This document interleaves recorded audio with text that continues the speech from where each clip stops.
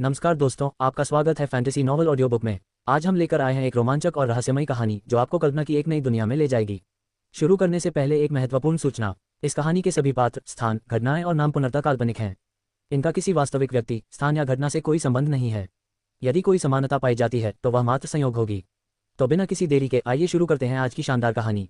अध्याय 46। सबसे अच्छा तरीका है सीधे समन्वय से निपटना।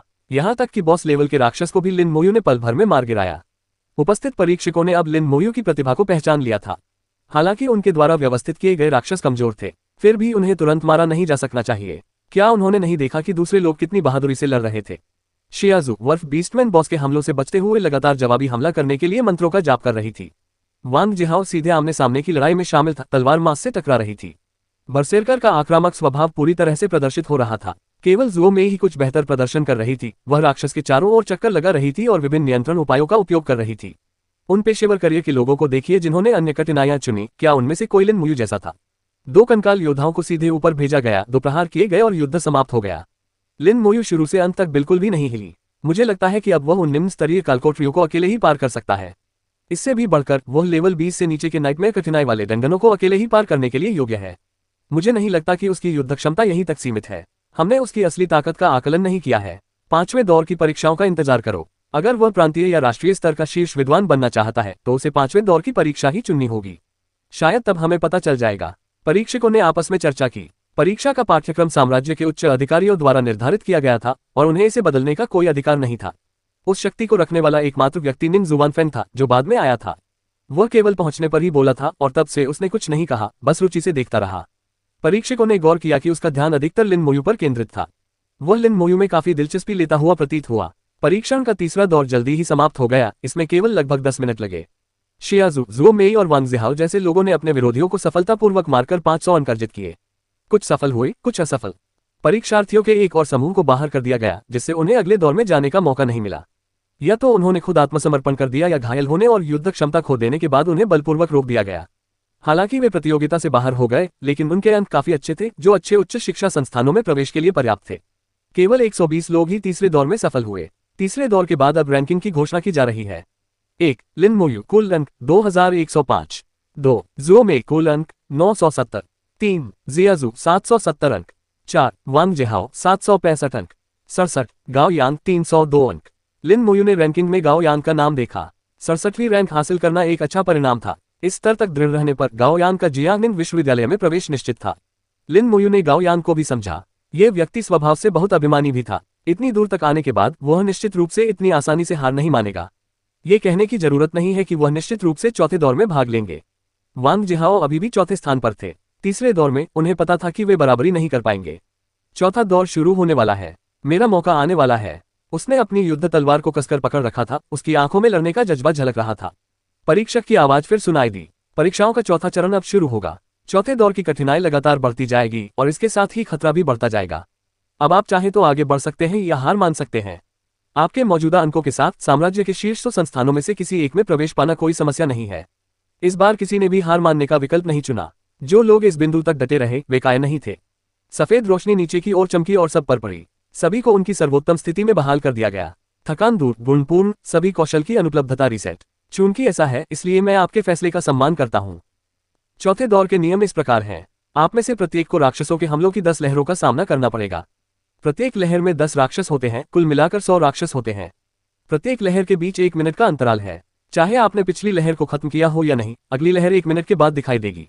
अंतिम लहर का नेतृत्व एक बॉस स्तर का राक्षस करेगा। सभी राक्षसों को मारना ही सफलता है। प्रत्येक राक्षस 10 अंकों का है। यदि आप सभी चरणों को पूरा कर लेते हैं तो इस दौर के लिए आपका अंतिम स्कोर दोगुना हो जाएगा। कुल मिलाकर 2000 अंक होंगे। नियमों की व्याख्या करने के बाद सबके सामने एक प्रकाश अवरोध खड़ा हो गया। 10 राक्षसों की पहली लहर पहले ही अवरोध के पीछे प्रकट हो चुकी थी।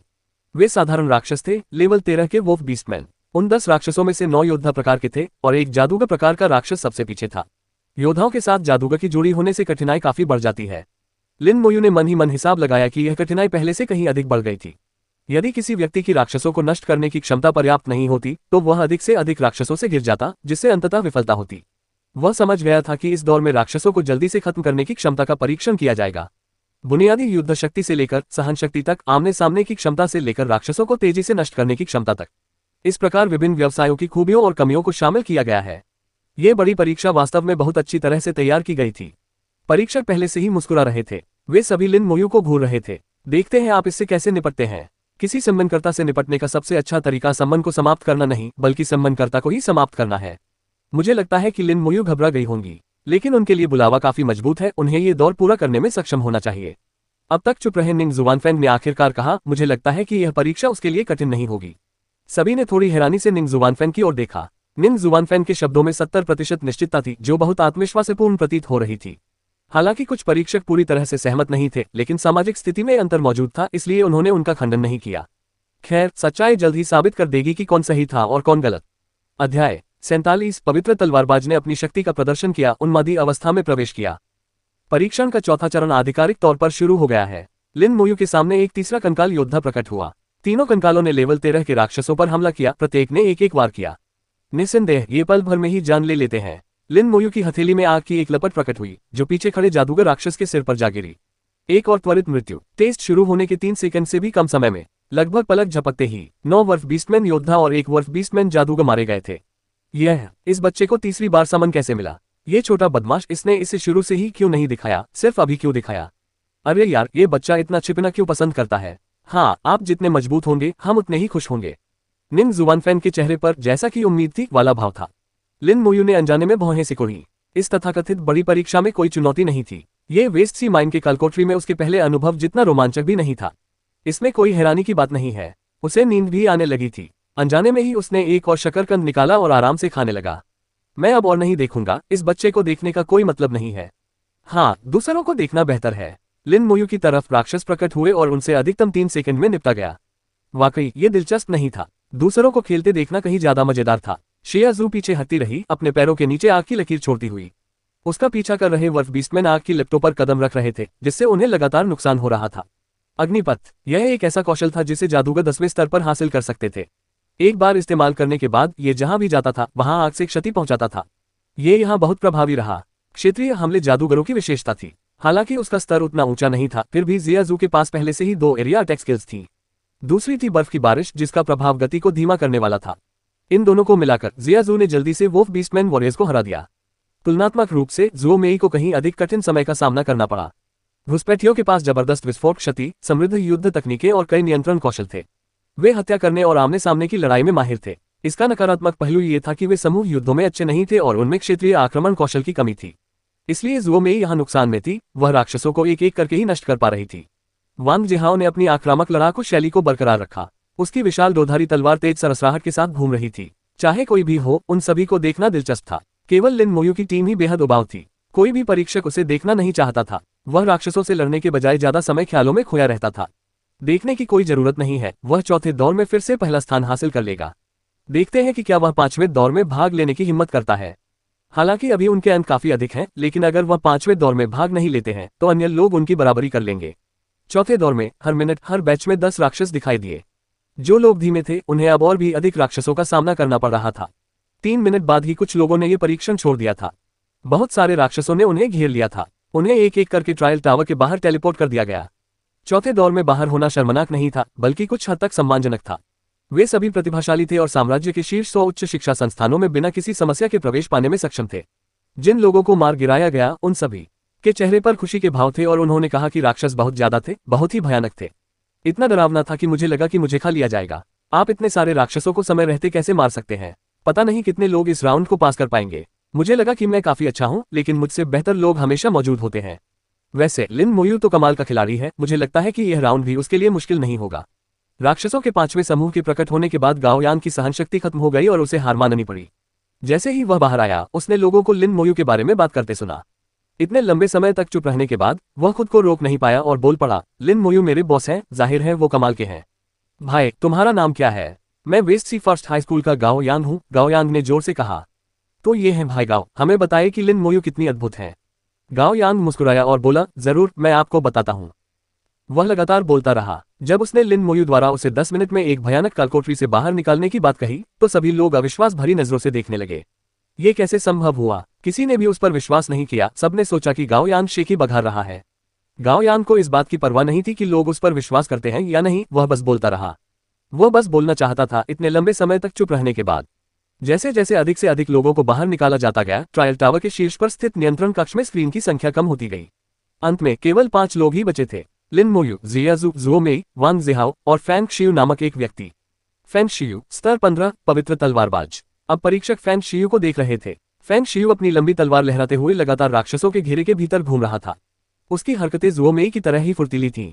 हालांकि हर हमला शक्तिशाली नहीं लग रहा था, लेकिन वे मिलकर इतना असरदार साबित हुए कि वो 20 में एक एक करके बिना किसी चेतावनी के ढेर हो गए। ये फैंग शियू आखिरकार अपना प्रयास शुरू कर रहा है। मैंने भी यही सोचा था, होली स्वॉर्ड्समैन जैसा करियर दुर्लभ होता है। मुझे आश्चर्य हुआ कि शुरुआत में उनका प्रदर्शन इतना शानदार क्यों नहीं था। पता चला कि वह इसी पल का इंतजार कर रहे थे। वह तलवारबाजी के माहिरों के फैंग परिवार से ही होगा, इसलिए उससे बड़ी परीक्षा के नियम पता होंगे और वह ये भी जानता होगा कि अंक बढ़ाने के लिए आखिरी 2 दौर बहुत महत्वपूर्ण है। इसीलिए उसने अब जाकर मेहनत करना शुरू किया है। फैंग परिवार बड़ी परीक्षा के नियम बनाने में शामिल था, इसलिए स्वाभाविक रूप से वे इससे परिचित हैं। ओह, वांग जिहाओ ने आखिरकार अपना आपा खो दिया। वह मूर्ख नहीं है, वह समय का सदुपयोग कर रहा है। अब बेकाबू होने का सबसे उपयुक्त समय है। राक्षसों का 7वां समूह प्रकट हुआ। वांग जिहाओ ने दहाड़ लगाए और अपनी बरसेर्क स्किल को सक्रिय कर दिया। बेकाबू अवस्था, अवधि 5 मिनट, शक्ति में 500% की वृद्धि, सहन शक्ति में 500% की वृद्धि, चपलता में 200% की कमी। प्रभाव समाप्त होने के बाद 30 मिनट के लिए कमजोर अवस्था में प्रवेश करता है। जब वांग जिहाओ बेकाबू हो जाता है तो उसकी आक्रमण शक्ति कई गुना बढ़ जाती है। लेकिन ये सिर्फ 5 मिनट तक ही चला, इसलिए उसने राक्षसों के 7वें समूह के प्रकट होने तक इंतजार किया और फिर इसे सक्रिय किया। 5 मिनट काफी थे। मैदान में अभी भी 30 से अधिक राक्षस मौजूद थे, साथ ही 7वां बैच भी था, कुल मिलाकर 40 से अधिक। उन्माद की स्थिति में वांग जिहाओ ने बेतहाशा राक्षसों को मारना शुरू कर दिया।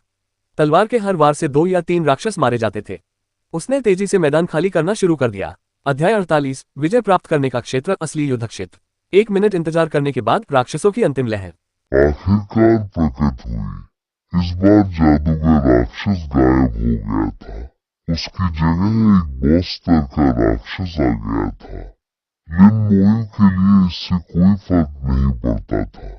कंकाल योद्धाओं ने धावा बोला और अंधाधुंध हमला किया। फिर सब कुछ शांत हो गया।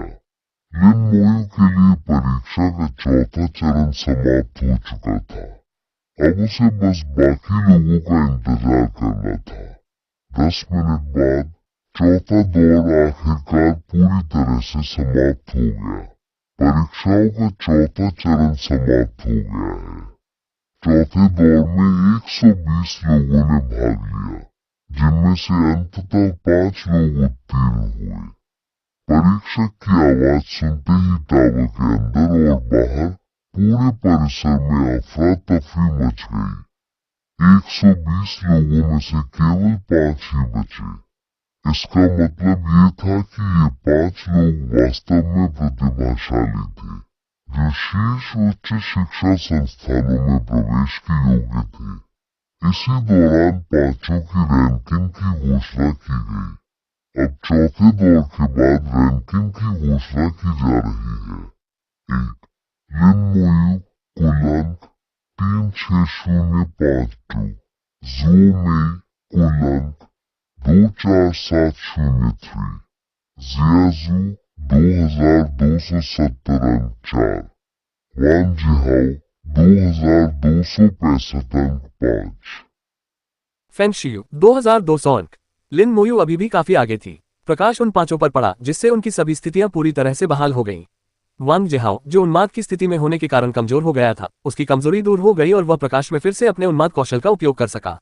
सब कुछ उम्मीद के मुताबिक है। असली जीत तो 5वें दौर में ही तय होगी। वांग जिहाओ ने मुस्कुराते हुए अपनी तलवार को कसकर पकड़ा। शियाजू ने एक लंबी सांस ली और कहा, शीर्ष 5 में, अब मुझे समर कैपिटल यूनिवर्सिटी में दाखिला मिल जाना चाहिए। जुओ मेई की निगाहें गंभीर थीं। समर कैपिटल यूनिवर्सिटी, मैं आ रही हूँ। बिना किसी अपवाद के वे सभी 5 समर कैपिटल यूनिवर्सिटी में दाखिला लेने का लक्ष्य रख रहे थे। परीक्षक की आवाज फिर सुनाई दी, मुझे पता है कि आप सभी समर कैपिटल यूनिवर्सिटी में प्रवेश लेना चाहते हैं, लेकिन अंदर प्रवेश करना इतना आसान नहीं है। सिर्फ शीर्ष 5 में आने से आप निश्चिंत नहीं हो सकते। अभी भी परीक्षा का एक अंतिम दौर बाकी है। यदि आपका प्रदर्शन उत्कृष्ट नहीं रहा तो आप बाहर हो जाएंगे। अगर आप समर कैपिटल यूनिवर्सिटी में प्रवेश पाना चाहते हैं तो अपने अंकों को ही बोलने दीजिए। अगर आप 10,000 अंक प्राप्त कर लेते हैं तो मैं गारंटी देता हूं कि आपको प्रवेश मिल जाएगा। अब 5वें दौर के नियमों को ध्यान से सुने। सभी 5 लोग ध्यान से सुन रहे थे। परीक्षणों के 5वें दौर का अपना अलग नाम था। इसे विजय क्षेत्र कहा जाता था। उनमें से प्रत्येक को एक विशेष स्थान पर भेजा जाएगा। वहां लगातार तरह तरह के राक्षस पैदा होते रहते थे। इसमें योद्धा, जादूगर, तीरंदाज, शूरवीर और अन्य प्रकार के योद्धा होंगे। वहां हर तरह के राक्षस एक एक करके प्रकट होने लगते थे। और बड़ी संख्या में पहली लहर में 100 से अधिक लोग शामिल थे। बाद में उन्नत प्रकार, कुलीन प्रकार, बॉस और यहाँ तक कि सुपर बॉस भी होंगे। वे जितनी तेजी से मारते उतने ही अधिक राक्षस पैदा होते और उतनी ही तेजी से वे मजबूत होते जाते। इसके लिए सभी को अपनी अपनी रणनीति में बदलाव करना पड़ा। तेजी से मारना हमेशा बेहतर नहीं होता था। मुख्य बात अंकों में बदलाव थी। विजय क्षेत्र को 5 चरणों में विभाजित किया जा सकता है, जिसमें प्रत्येक चरण के लिए अलग अलग अंक होंगे। पहले चरण में राक्षस 15वें स्तर के थे, जिनमें से प्रत्येक 50 अंक का था। दूसरे चरण में राक्षस 16वें स्तर पर पहुंच गए, जिनमें से प्रत्येक का मूल्य 100 अंक था। जैसे जैसे राक्षसों का स्तर बढ़ता गया, अंक दोगुने होते गए। 5वें चरण तक जब राक्षस 19वें स्तर पर पहुंच जाते थे तो उनमें से एक को मारने पर 800 अंक मिलते थे। यह तो सिर्फ सामान्य राक्षसों के लिए था। उन्नत राक्षस, कुलीन राक्षस, बॉस और सुपर बॉस के लिए इससे भी अधिक अंक मिलते थे। इस तरह से देखा जाए तो अगर लिन मोयू इस दौर के परीक्षणों में असफल हो जाते हैं तो उनकी पिछली बढ़त खत्म हो जाएगी। ये कुछ हद तक अनुचित लगा। पहले किए गए प्रयास व्यर्थ हो जाएंगे। लेकिन लिन मोयू समझती थी कि सच्चे प्रतिभाशाली खिलाड़ियों के लिए 5वां दौर ही वह जगह थी जहां वे वास्तव में अपनी प्रतिभा का प्रदर्शन कर सकते थे। इस बड़ी परीक्षा का उद्देश्य उन प्रतिभाशाली लोगों का चयन करना था जो मानवता के लिए स्तंभ बन सके।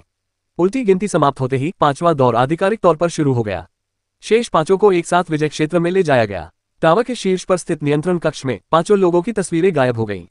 परीक्षकों ने निराशा व्यक्त करते हुए कहा, उफ, ये घटिया नियम हम भी नहीं देख सकते। बिल्कुल सही, 5वां दौर सबसे रोमांचक हिस्सा है, लेकिन हमें इसे देखने की अनुमति नहीं है। हमारे अधिकार क्षेत्र के अनुसार हमें केवल अंकों में हुए बदलावों को देखने और उनके आधार पर निर्णय लेने की अनुमति है।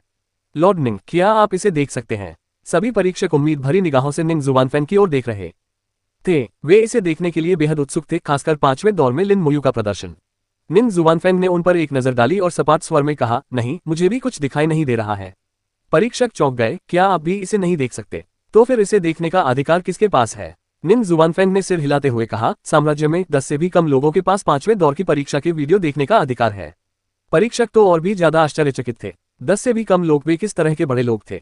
वे इसकी कल्पना करने की हिम्मत भी नहीं कर सकते थे। निंग जुबानफैन ने आगे कहा, खैर, याद रखना, यह ऐसी बात नहीं है जिसके बारे में तुम्हें पूछताछ करनी चाहिए। आज मेरा मूड अच्छा है, इसलिए मैंने थोड़ा ज्यादा बोल दिया। हम समझते हैं। चिंता मत करो, हम आगे कोई पूछताछ नहीं करेंगे। परीक्षक मूर्ख नहीं थे। उन्हें एहसास था कि यह मामला बिल्कुल भी सरल नहीं था, लेकिन अगर अब उनमें हिम्मत भी आ जाए तो भी वे आगे पूछताछ करने की हिम्मत नहीं करेंगे। संपूर्ण दिव्य ग्रीष्म साम्राज्य में 10 से भी कम लोगों के पास यह अधिकार था। इसके बारे में सुनकर ही डर लग रहा था। विजय क्षेत्र बहुत विशाल था, एक विशाल मैदान। जमीन काली थी और उससे खून की बदबू आ रही थी। असंख्य चट्टानें इधर उधर बिखरी हुई थीं, जिनमें से कुछ कई मीटर ऊंची थी। इस माहौल ने पेशेवर करियर को आगे बढ़ने का अवसर दिया। लिन मोयू की नाक थोड़ी फड़क उठी। खून की गंध बहुत तेज है और यह मृत्यु ऊर्जा से भरा हुआ है। यहाँ जरूर अकल्पनीय युद्ध हुए होंगे। एक जादूगरनी होने के नाते लिन मोयू मृत्यु ऊर्जा के प्रति विशेष रूप से संवेदनशील थी। चाहे वह वेस्ट सी माइन कालकोटरी हो या परीक्षा के पिछले दौर, वहां मृत्यु की ऊर्जा मौजूद नहीं थी। ये जगह अलग थी। ये पूरी तरह से मृत्यु की ऊर्जा से भरा हुआ था। यहाँ बड़े पैमाने पर वास्तविक जीवन और मृत्यु के युद्ध हुए थे। खून जमीन में समा गया था, जिससे वह गहरे भूरे रंग की हो गई थी। खून की गंध कई वर्षों तक बनी रही। क्या इसका मकसद हमें युद्ध क्षेत्र का पूर्व अनुभव कराना है? जैसे ही राक्षसों का एक समूह दिखाई दिया, कदमों की आहट सुनाई दी। अध्याय 49। लिन मोयू ने वास्तव में क्या किया? वे अब भी कम से कम 50-60 मीटर दूर थे। राक्षसों के इस समूह ने पहले ही लिन मोयू का पता लगा लिया था। सभी राक्षस एक साथ दहाड़े और लिन मोयू की ओर दौड़ पड़े। 10 राक्षस संख्या में बहुत ज्यादा नहीं है। लिन मोयू ने यह देखा और डिक्टेशन नामक एक रचना प्रस्तुत की। बिल्ली जैसा प्राणी योद्धा, स्तर 15। इससे अधिक कोई जानकारी उपलब्ध नहीं थी। कोई गुण नहीं, कोई कौशल नहीं। यह पहली बार था जब डिक्टेशन ने इतनी कम जानकारी दी थी। लिन मोयू ने देखा कि प्रत्येक बिल्ली नुमा योद्धा के पीछे एक लंबी पूंछ लटक रही थी। प्रत्येक बिल्ली नुमा योद्धा की लंबाई 2 मीटर से अधिक थी और उनकी शारीरिक बनावट उन्हें विशाल छिपकलियों की तरह दिखाती थी।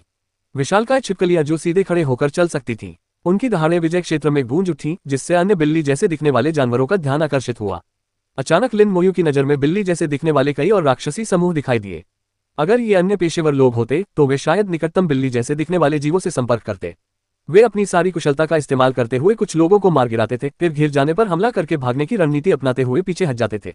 एक बार घिर जाने पर परिणाम का अनुमान लगाना आसान होगा, लेकिन ये रणनीति दूसरों के लिए तो उपयुक्त थी, लेकिन लिन मोयू के लिए नहीं। उसके बगल में खड़े 3 कंकाल योद्धा हरकत में आ गए और बिल्ली जैसे दिखने वाले राक्षसों की ओर दौड़ पड़े। तलवारों के ऊपर नीचे उठने और गिरने से सबसे आगे खड़े बिल्ली जैसे दिखने वाले जानवर तुरंत बुरी तरह घायल हो गए। एक ही वार झेलने पर बिल्ली जैसे दिखने वाले ये जीव मौत के करीब पहुंच गए थे, लेकिन पूरी तरह से मरे नहीं। उनमें अभी भी थोड़ी सी जीवन शक्ति शेष थी। ओह, उन्हें तुरंत नहीं मार सकते थे। ये गुण कंकाल योद्धाओं द्वारा बिल्ली जैसे दिखने वाले राक्षसों को तुरंत न मार पाने से लिन मोयू थोड़ा आश्चर्यचकित हो गई। बिल्ली जैसे दिखने वाले उन जानवरों की शारीरिक क्षमता कम नहीं थी। कंकाल योद्धाओं पर उनके हमलों से ज्यादा नुकसान नहीं हुआ। इससे संकेत मिलता है कि उनकी ताकत ज्यादा नहीं थी। यह एक राक्षसी प्रजाति का जीव था जिसकी शारीरिक क्षमता तो उच्च थी लेकिन ताकत कम थी। लिन मोयू ने अपना फैसला सुनाया। अगर एक बार काफी नहीं था तो 2 बार। एक बिल्ली के आकार का राक्षस दर्दनाक चीख के साथ गिर पड़ा और मर गया। लिन मोयू के अंक तुरंत बदल गए, 3605 से 3655 अंकों तक। हालांकि नियंत्रण कक्ष 5वें दौर के परीक्षणों के दृश्यों को नहीं देख सका, लेकिन वे अंकों में हुए बदलावों को देख सकते थे। लिन मोयू ने अपना कदम उठा लिया है।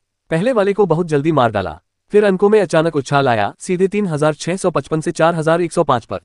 इस बदलाव से परीक्षक चौंक गए। वे एक दूसरे को देखने लगे, उन्हें समझ नहीं आ रहा था कि क्या हुआ है। यह अचानक इतना अधिक कैसे बढ़ गया। कंकाल योद्धाओं ने एक बिल्लीनुमा जानवर योद्धा को मार डाला और लिन मोयू ने तुरंत शव विस्फोट का इस्तेमाल किया। एक भीषण धमाके के साथ बिल्ली जैसे दिखने वाले इन राक्षसों का पूरा समूह नष्ट हो गया। 10 बिल्लीनुमा दैत्यों ने लिन मोयू के अंकों में 500 की वृद्धि की। फिर लिन मोयू हिली नहीं, बल्कि शेष बिल्ली जैसे दिखने वाले जानवरों के आने का इंतजार करने लगी। वे वैसे भी पैसे वसूल लेंगे तो उनके पास जाने की क्या जरूरत है। यहाँ अभी भी 9 लाशें पड़ी थीं। जब वे आएंगे तो वह दोबारा लाश विस्फोट का इस्तेमाल कर सकता था। लेकिन अगले ही पल लिन मोयू ये देखकर आश्चर्यचकित रह गई कि शव गायब हो गए थे। ऐसा प्रतीत हुआ मानो शव काली जमीन में समा गए हों और गायब हो गए हों। ये शव बहुत ही कम समय के लिए, लगभग 10 सेकंड के लिए ही अस्तित्व में रहे। तो बात कुछ ऐसी है। लगता है योजना में थोड़ा बदलाव करने की जरूरत है। बिल्ली जैसे दिखने वाले राक्षसों की टीमों को चारों दिशाओं से दौड़ते हुए देखकर लिन मोयू ने कई और कंकाल योद्धाओं को मैदान में उतारा। उसने कुल 9 कंकाल योद्धाओं को छोड़ा, जिनमें से एक को प्रत्येक टीम में शामिल किया गया। कंकाल योद्धा चटकने की आवाजों के साथ आगे बढ़े, फिर बिल्ली जैसे दिखने वाले जानवरों की टीमों का पीछा करने लगे। पतंग की तरह उड़ते हुए राक्षसों की तरह धीरे धीरे उन्हें एक साथ इकट्ठा करना। 2 मिनट बाद पतंग उड़ाने का काम पूरा हो गया। लगभग 100 बिल्ली जैसे दिखने वाले राक्षस एक साथ जमा हो गए थे। कंकाल योद्धाओं ने एक साथ हमला किया, जिससे एक बिल्लीनुमा जानवर तुरंत मारा गया। अचानक एक जोरदार गर्जना सुनाई दी। लिन मोयू ने महज 3 सेकंड के भीतर 7 या 8 बार कॉप्स एक्सप्लोजन का इस्तेमाल किया। काली जमीन लगातार हिलती रही। सभी बिल्ली जैसे दिखने वाले योद्धाओं का नरसंहार कर दिया गया। लिन मोयू के अंक तुरंत 8605 तक पहुंच गए। ट्रायल टावर का कंट्रोल रूम एक बार फिर चहल पहल से भर गया। लिन मोयू ने आखिर किया क्या था? उसके अंकों में अचानक इतनी वृद्धि क्यों हुई? भगवान ही जाने। हम यह नहीं देख सकते कि विजय क्षेत्र में क्या हो रहा है। लेकिन लिन मोयू के पास पहले 3605 अंक थे, अब उनके पास 8605 अंक हैं, यानी ठीक 5000 अंक अधिक। हम बस इतना ही कह सकते हैं कि उसने राक्षसों के पहले 100 के समूह का सफाया कर दिया है। उसने ये कैसे किया, यह मुझे भी नहीं पता। परीक्षकों ने एक दूसरे की ओर देखा। तुम मुझे देखो, मैं तुम्हें देखूंगा। अन्य खिलाड़ियों के अंकों को दोबारा देखने पर भी वे वास्तव में इसका कारण नहीं समझ पाए। आखिरकार लिन मोयू तो सिर्फ लेवल 16 का बच्चा था, उसकी क्षमता कितनी मजबूत हो सकती थी। एक ही बार में 100 राक्षसों का सफाया करना अविश्वसनीय लग रहा था। यहाँ तक कि जियाजू, जो समूहों से निपटने में माहिर एक एलिमेंटल मेज है, ने भी देखा कि उसके अंक एक बार में 50 या 100 बढ़ रहे थे। कुछ ही मिनटों में लिन मोयू के फॉलोअर्स की संख्या 5000 कैसे बढ़ सकती है, इस बात पर कौन यकीन करेगा। निन जुवानफैन परीक्षकों की तुलना में कहीं अधिक शांत था, लेकिन उसकी पलकें फड़क रही थीं। अपने अनुभव के बावजूद उन्हें ये कल्पना करना मुश्किल लग रहा था कि लिन मोयू ने ये कैसे किया होगा। इस बच्चे ने आखिर किया क्या? नेक्रोमेंसर वास्तव में किस प्रकार का पेशा है? उसकी सीमा कहाँ है? निन जुवानफैन का मन सवालों से भरा हुआ था। इस समय वह इस बात को लेकर भी बहुत उत्सुक था कि विजय क्षेत्र में क्या हो रहा है। दुर्भाग्यवश उनके पास इसे देखने का अधिकार नहीं था। वह केवल अंकों में हुए बदलावों के आधार पर ही विश्लेषण और निर्णय कर सकता था।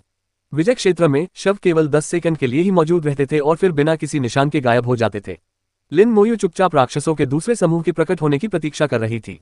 इस बार तो चौथी बार की तरह 1 मिनट का इंतजार नहीं करना पड़ेगा, है ना? जैसे ही यह विचार उनके मन में आया, एक संकट का एहसास उत्पन्न हो गया। आकाश लाल हो गया और 1 मीटर व्यास के दर्जनों आग के गोले ऊपर से उल्कापिंडों की तरह गिरने लगे। अध्याय 50, दूसरा चरण, बढ़ती कठिनाई। लिन मोयू का दिल कांप उठा। कंकाल योद्धाओं ने एक ढाल जैसी रक्षात्मक पंक्ति बनाकर उसकी मजबूती से रक्षा की। उल्कापिंड जैसे दिखने वाले आग के गोले कंकाल योद्धाओं पर गिरे और चिंगारियों की एक चकाचौंध भरी बौछार में तब्दील हो गए। लिन मोयू अपनी कमजोरी के बारे में पूरी तरह से स्पष्ट था। उसका शारीरिक गठन बहुत कमजोर था। अगर उस पर सीधे शक्तिशाली हमले होते तो कंकाल योद्धाओं को भारी क्षति पहुंचती।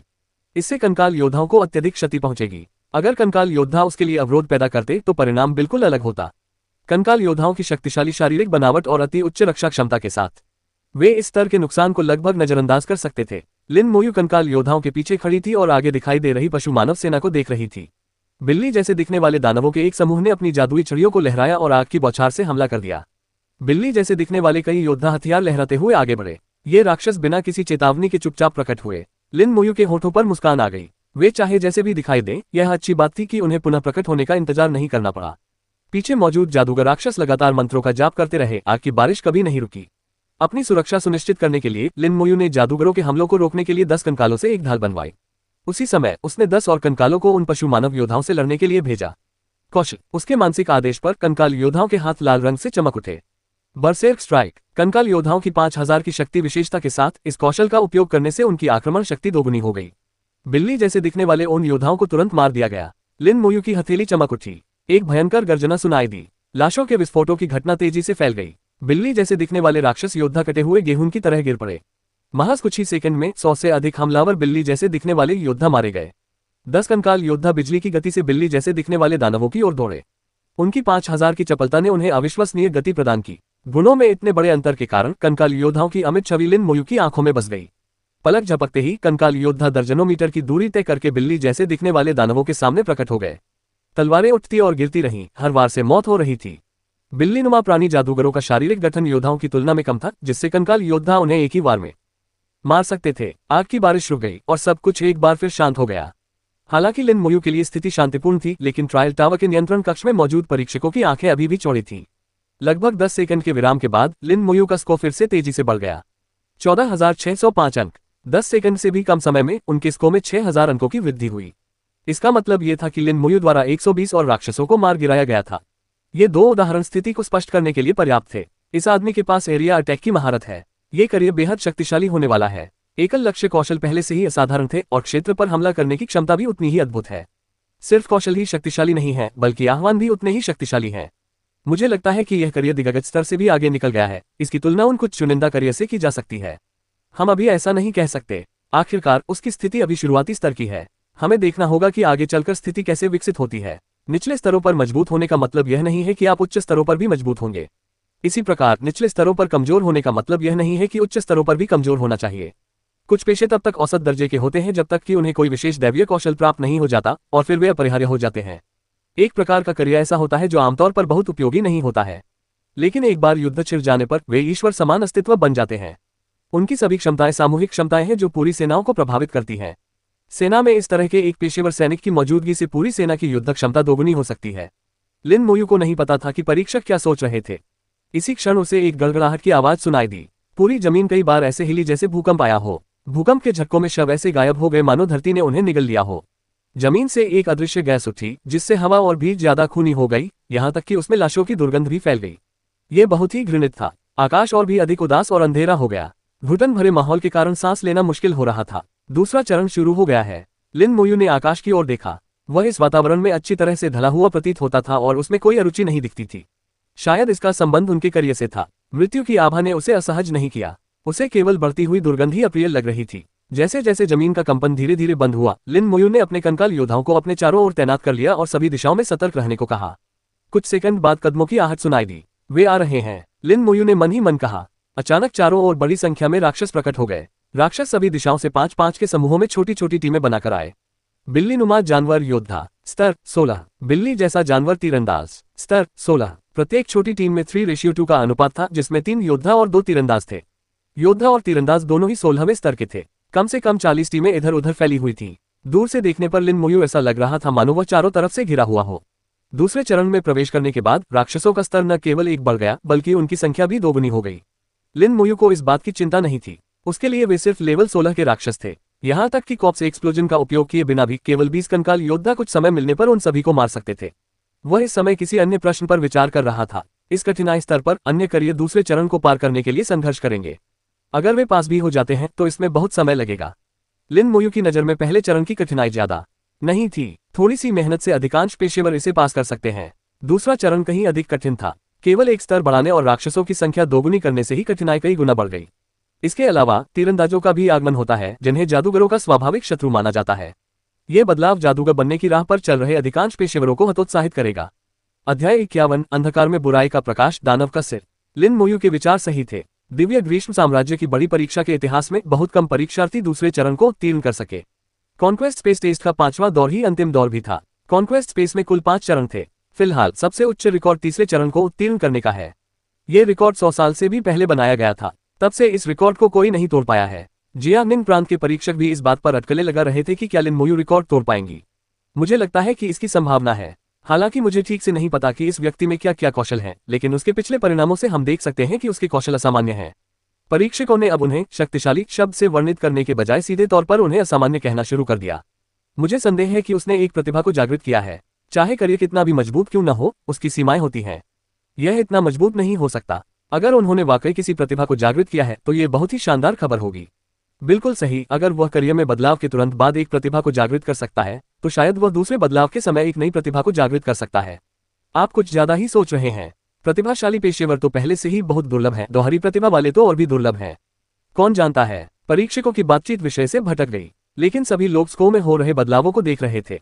लिन मोयू के संगीत में सबसे नाटकीय बदलाव हुए, या तो कोई बदलाव नहीं हुआ या फिर संगीत में जबरदस्त वृद्धि हुई। लिन मोयू ने अपनी पुरानी रणनीति का इस्तेमाल करते हुए कंकाल योद्धाओं को भेजकर बिल्ली जैसे दिखने वाले राक्षसों का ध्यान अपनी ओर आकर्षित किया। जानवरों जैसे दिखने वाले इंसानों से निपटने का उसका तरीका नया होना जरूरी नहीं था, बस प्रभावी होना चाहिए था।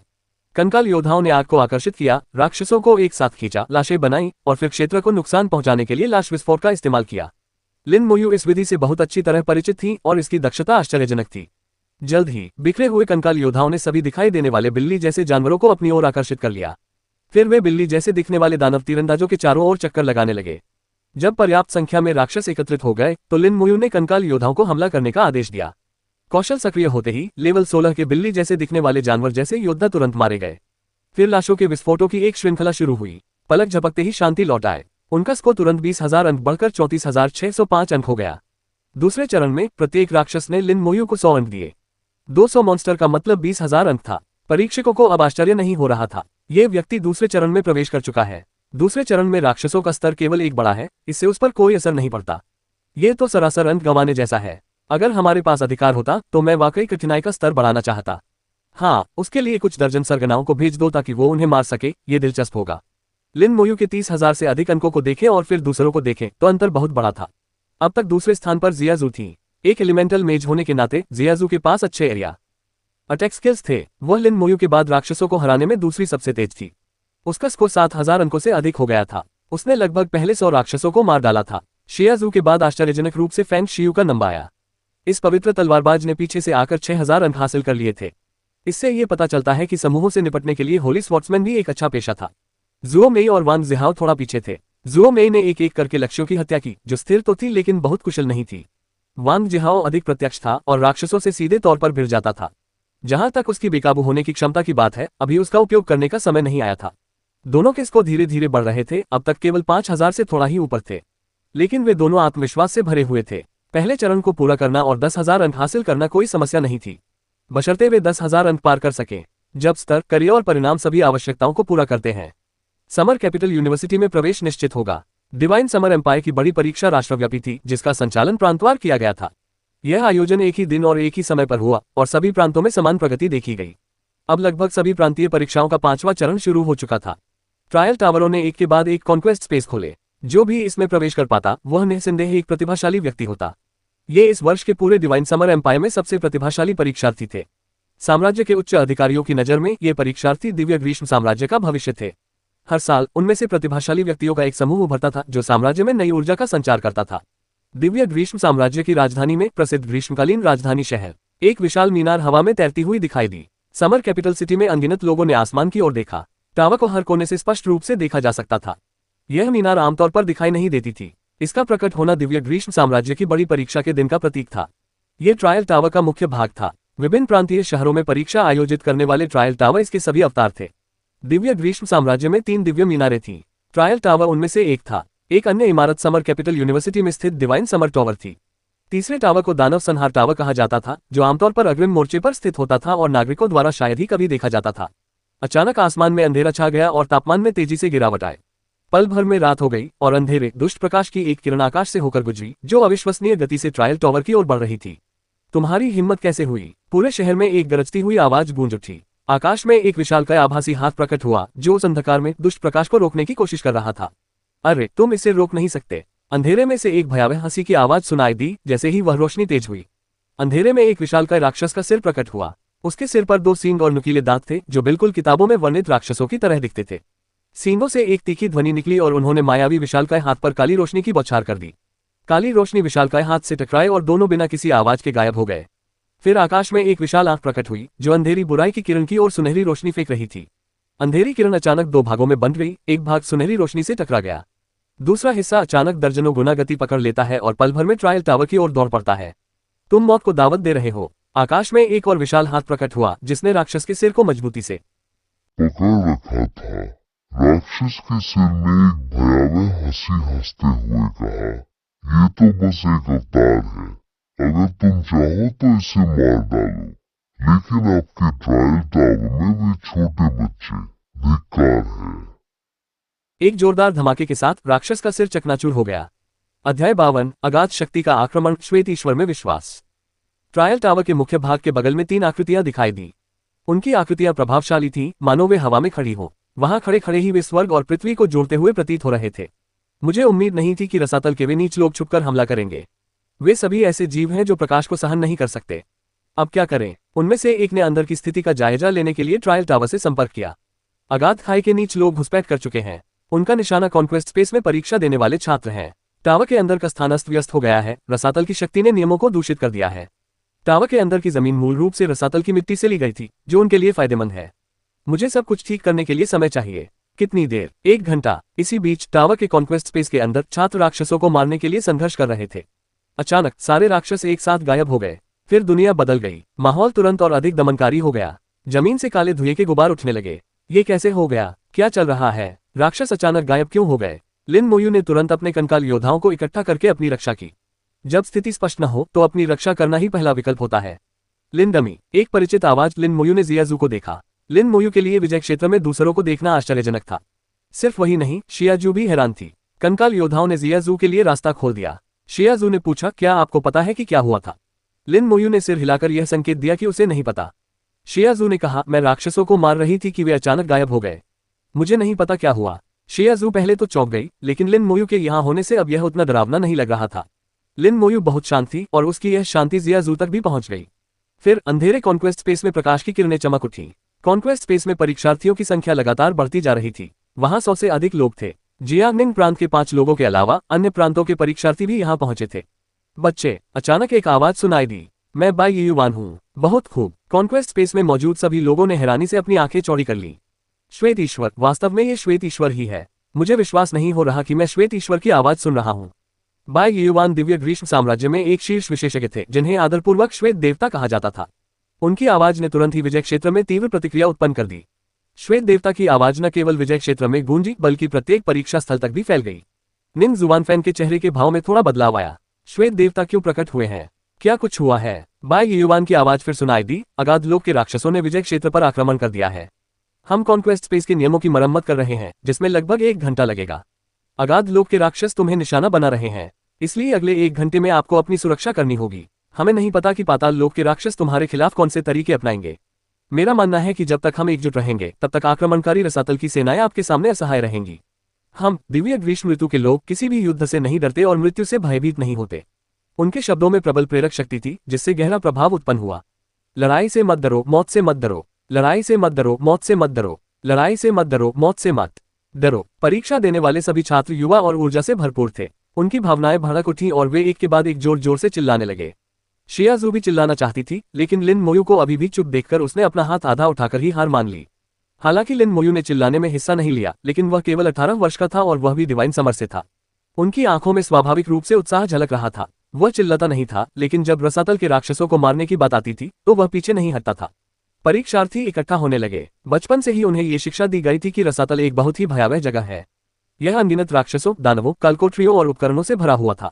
लोग कहते हैं कि रसातल भयानक है। वहां के सबसे कमजोर राक्षस भी 70वें स्तर के और कुलीन वर्ग के होते हैं, जियाजू ने धीरे से कहा। उसने शिया डोंगयांग से रसातल के भयावह दृश्यों के बारे में सुना था और वह भयभीत थी।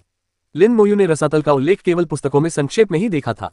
दूसरे शब्दों में कहें तो वह रसातल के बारे में कुछ भी नहीं जानता था। मैं श्वेत ईश्वर में विश्वास करती हूँ, लिन मोयू ने शांत भाव से कहा, क्योंकि बाई युवान ने कहा था कि यदि वे एकजुट होकर एक हो जाए तो वे आक्रमणकारी रसातल बलों का प्रतिरोध कर सकते हैं। लिन मोयू ने बाई युवान के शब्दों में निहित मुख्य बिंदु को समझ लिया। उन्हें जिस चीज का प्रतिरोध करने की आवश्यकता थी वह स्वयं रसातल नहीं थी, लेकिन पाताल लोक से आक्रमणकारी सेनाएं। ये बल शायद बहुत मजबूत नहीं होगा, वे इसका सामना करने में सक्षम होंगे। अन्यथा यदि कोई असली रसातल राक्षस आ जाए तो स्तर 70 का एक कुलीन राक्षस यहाँ मौजूद सभी को पल भर में मार सकता है। जियाजू भी। बाहरी दुनिया में निंग जुवानफेन की निगाहें नीचे झुक गईं, सोचकर भी ऐसा हो सकता है। वह परीक्षकों की तुलना में कहीं अधिक शांत था, जो कुछ हद तक घबराए हुए थे। ऐसा कैसे हो सकता है? मुझे इसकी उम्मीद नहीं थी। रसातल ने जानबूझकर बड़ी परीक्षा को निशाना बनाया। नहीं, वे उन प्रतिभाशाली लोगों को निशाना बना रहे हैं जो परीक्षणों के 5वें दौर में भाग ले रहे हैं। अगर इस समस्या का सही ढंग से समाधान नहीं किया गया तो वे भविष्य में हर साल आएंगे। ये हमारे दिव्य ग्रीष्म साम्राज्य की जड़ों को काट रहा है। जो लोग विजय क्षेत्र में प्रवेश कर सकते थे वे सभी प्रतिभाशाली थे, दिव्य ग्रीष्म साम्राज्य का भविष्य थे। रसातल द्वारा उठाया गया ये कदम वास्तव में क्रूर था। तुम सब चुप रहो, निन जुआनफेंग ने अचानक बोलना शुरू किया, जिससे परीक्षक चुप हो गए। निन जुआनफेंग की निगाहें तलवार की तरह उन पर घूम रहीं। बाहर के लोगों से कहो कि घबराएं नहीं, श्वेत ईश्वर पर विश्वास रखें। तुम भी श्वेत ईश्वर में विश्वास करते हो? परीक्षकों ने आदरपूर्वक एक एक करके कहा, श्वेत ईश्वर में विश्वास रखो। श्वेत देवता का दर्जा इतना ऊंचा था कि दिव्य ग्रीष्म ऋतु में कोई भी उनके शब्दों पर संदेह नहीं करता था। कुछ ही देर में बाहरी दुनिया में शांति छा गई। सभी ने श्वेत ईश्वर में विश्वास करना चुना। उन्होंने कॉन्क्वेस्ट स्पेस में परीक्षार्थियों के लिए भी प्रार्थना की। विजय क्षेत्र में वातावरण तेजी से तनावपूर्ण होता गया। कुछ समय बाद आकाश में खून जैसा लाल चंद्रमा दिखाई दिया। ये रसातल का रक्तचंद्र है, किसी ने हैरानी से कहा। अगाध खाई की ताकतें हरकत में आ गई हैं। सब लोग तैयार हो जाओ। अध्याय 53। अंततः कोई मरने आता है। चांदनी जमीन पर बर्फ की तरह गिर रही थी। हवा में खून की गंध और भी तेज हो गई। श्वेत देवता के भाषण समाप्त होने के कुछ ही मिनटों के भीतर सभी परीक्षार्थी युद्ध के लिए तैयार हो गए थे। यहाँ सहायक पदों के अलावा कोई अन्य पद नहीं थे, केवल लड़ाकू पद ही थे। परीक्षार्थियों ने युद्ध की मुद्रा बना ली। सबसे आगे शूरवीर हैं, उनके पीछे जादूगर और तीरंदाज हैं। शूरवीरों ने अपने धर्म का पालन किया। अपने साथियों को मारने के लिए पहले उनके शवों के ऊपर से गुजरना पड़ता था। वाह वाह, बुरा नहीं है। बहुत बुरा हुआ कि तुम सब मर जाओगे। 1 घंटा तुम सबको मारने के लिए काफी है। यह अफसोस की बात है कि मैं तुम्हारे शव वापस नहीं ले जा सकता। युवा मानव मांस सबसे स्वादिष्ट होता है।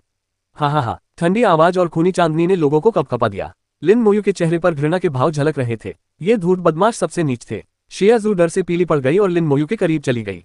लिन मोयू से उसे सुरक्षा का एहसास होता था। सिर्फ शियाजू ही नहीं, कई लोग डरे हुए थे। उनके चेहरे पर उदासी छाई हुई थी। वे आ रहे हैं, किसी ने चिल्लाया। चांदनी रात में एक विशाल आकृति प्रकट हुई। तुरंत ही चेतावनी देने वाले मंत्रों ने हवा में हलचल मचा दी। बिल्ली नुमा जीव योद्धा अगाध खाई से दूषित। स्तर 19। अचानक किसी ने चिल्लाकर कहा, मुझे अब याद आया, कॉन्क्वेस्ट स्पेस में एक लेवल लिमिट है, उच्चतम लेवल 19 है। उनकी चीख ने दूसरों को इस तथ्य की याद दिला दी। हाँ बिल्कुल सही, मैं कैसे भूल सकता था, कॉन्क्वेस्ट स्पेस का अधिकतम स्तर 19 है। मैं पहले चौंक गया था, ये वास्तव में केवल लेवल 19 है। फिर डरने की क्या बात है, हम तो इतने सारे हैं। अपनी बात पूरी करने से पहले ही वह अचानक चुप हो गया, आगे बोलने में असमर्थ। उस विशाल आकृति के पीछे और भी कई आकृतियां प्रकट हुई, जिनकी संख्या अनंत थी, कम से कम 100 तो होंगी ही। सभी लेवल 19 के राक्षस सभी रसातल से दूषित हैं। प्रत्येक राक्षस 3 मीटर से अधिक लंबा था और उससे एक भयावह आभा निकल रही थी। वे सब मिलकर परीक्षार्थियों की ओर बढ़े और हर कदम के साथ जमीन हिलती जा रही थी। चांदनी रात में राक्षस बेहद खूंखार दिख रहे थे। उनकी पूंछ घने कौंटों से ढकी हुई थी। अगाध शक्ति से दूषित होने के बाद बिल्ली जैसे दिखने वाले पशुमानव योद्धाओं का रूप काफी बदल गया था और भी भयावह होता जा रहा है। चारों दिशाओं से एक जबरदस्त दबाव नीचे की ओर आया। परीक्षार्थी तो केवल 18 वर्ष के ही थे, जिन्होंने कभी वास्तविक युद्ध क्षेत्र का अनुभव नहीं किया था। उन्होंने इतने सारे भयानक राक्षसों को पहले कभी कब देखा था। डर से उनके पैर कांपने लगे। उनका पहले का अधिकांश साहस खो गया था। शियाजू का चेहरा भी पीला पड़ गया था। उसने अनजाने में लिन मोयू के कपड़े पकड़ लिए और पूछा, हम क्या करें? लिन मोयू की निगाहें गंभीर थी। उनके आकार को देखते हुए ये साधारण राक्षस नहीं है, कम से कम उन्नत कुलीन राक्षस। काफी परेशानी वाली बात है, लेकिन फिर भी इसे संभाला जा सकता है। वह शायद ही कभी इतना बोलता था। ऐसा लगता था मानो वह जियाजू को आश्वस्त करने की कोशिश कर रहा हो, लेकिन उनके शब्दों से जियाजू को जरा भी तसल्ली नहीं मिली, बल्कि वह और भी ज्यादा डर गई। अगर वे सभी उन्नत कुलीन राक्षस हैं, तो क्या वे नाइटमेयर कालकोटरी के राक्षसों की तरह नहीं हैं? अचानक लिन मोयू के होठों पर हल्की सी मुस्कान आ गई। अगाध शक्ति से दूषित, उत्परिवर्तित, क्या इसका मतलब यह है कि अनुभव होगा? उद्धरण चिन्ह। लिन मोयू ने एक संभावना के बारे में सोचा। अगर सब कुछ वैसा ही था जैसा उसने सोचा था, तो क्या ये राक्षस उसे अपग्रेड कर सकते थे? वे विशालकाय राक्षस दौड़ते हुए नहीं, बल्कि धीरे धीरे आगे बढ़ते हुए पास आ रहे थे। ऐसा लग रहा था मानो वह सबके साथ खिलवाड़ कर रहा हो, सबको मारने की जल्दी में न हो। पाताल लोक के दानव की ठंडी आवाज फिर से सुनाई दी। डर गया क्या? क्या आप डरे हुए हैं? मेरी शक्ति से ये राक्षस और भी मजबूत हो गए हैं। इनमें से प्रत्येक एक उन्नत कुलीन राक्षस के बराबर है।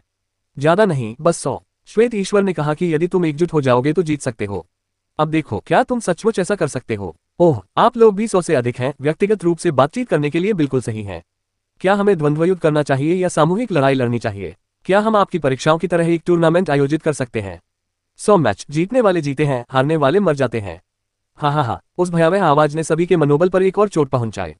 जैसे ही राक्षस पास आए, परीक्षार्थी पीछे हट गए। वह संरचना तुरंत 2 परतों में विभाजित हो गई। वांग जिहाओ का चेहरा पीला पड़ गया था। पीछे हटते समय उसके पैर कांप रहे थे। पवित्र तलवारबाज फैंग शियू ने अपनी तलवार को मजबूती से पकड़ रखा था। उसका चेहरा गंभीर था, लेकिन वह एक कदम भी पीछे नहीं हटा। जुओ मेई भी वैसी ही थी, अपने खंजर को पकड़े हुए, मौत तक लड़ने के लिए तैयार।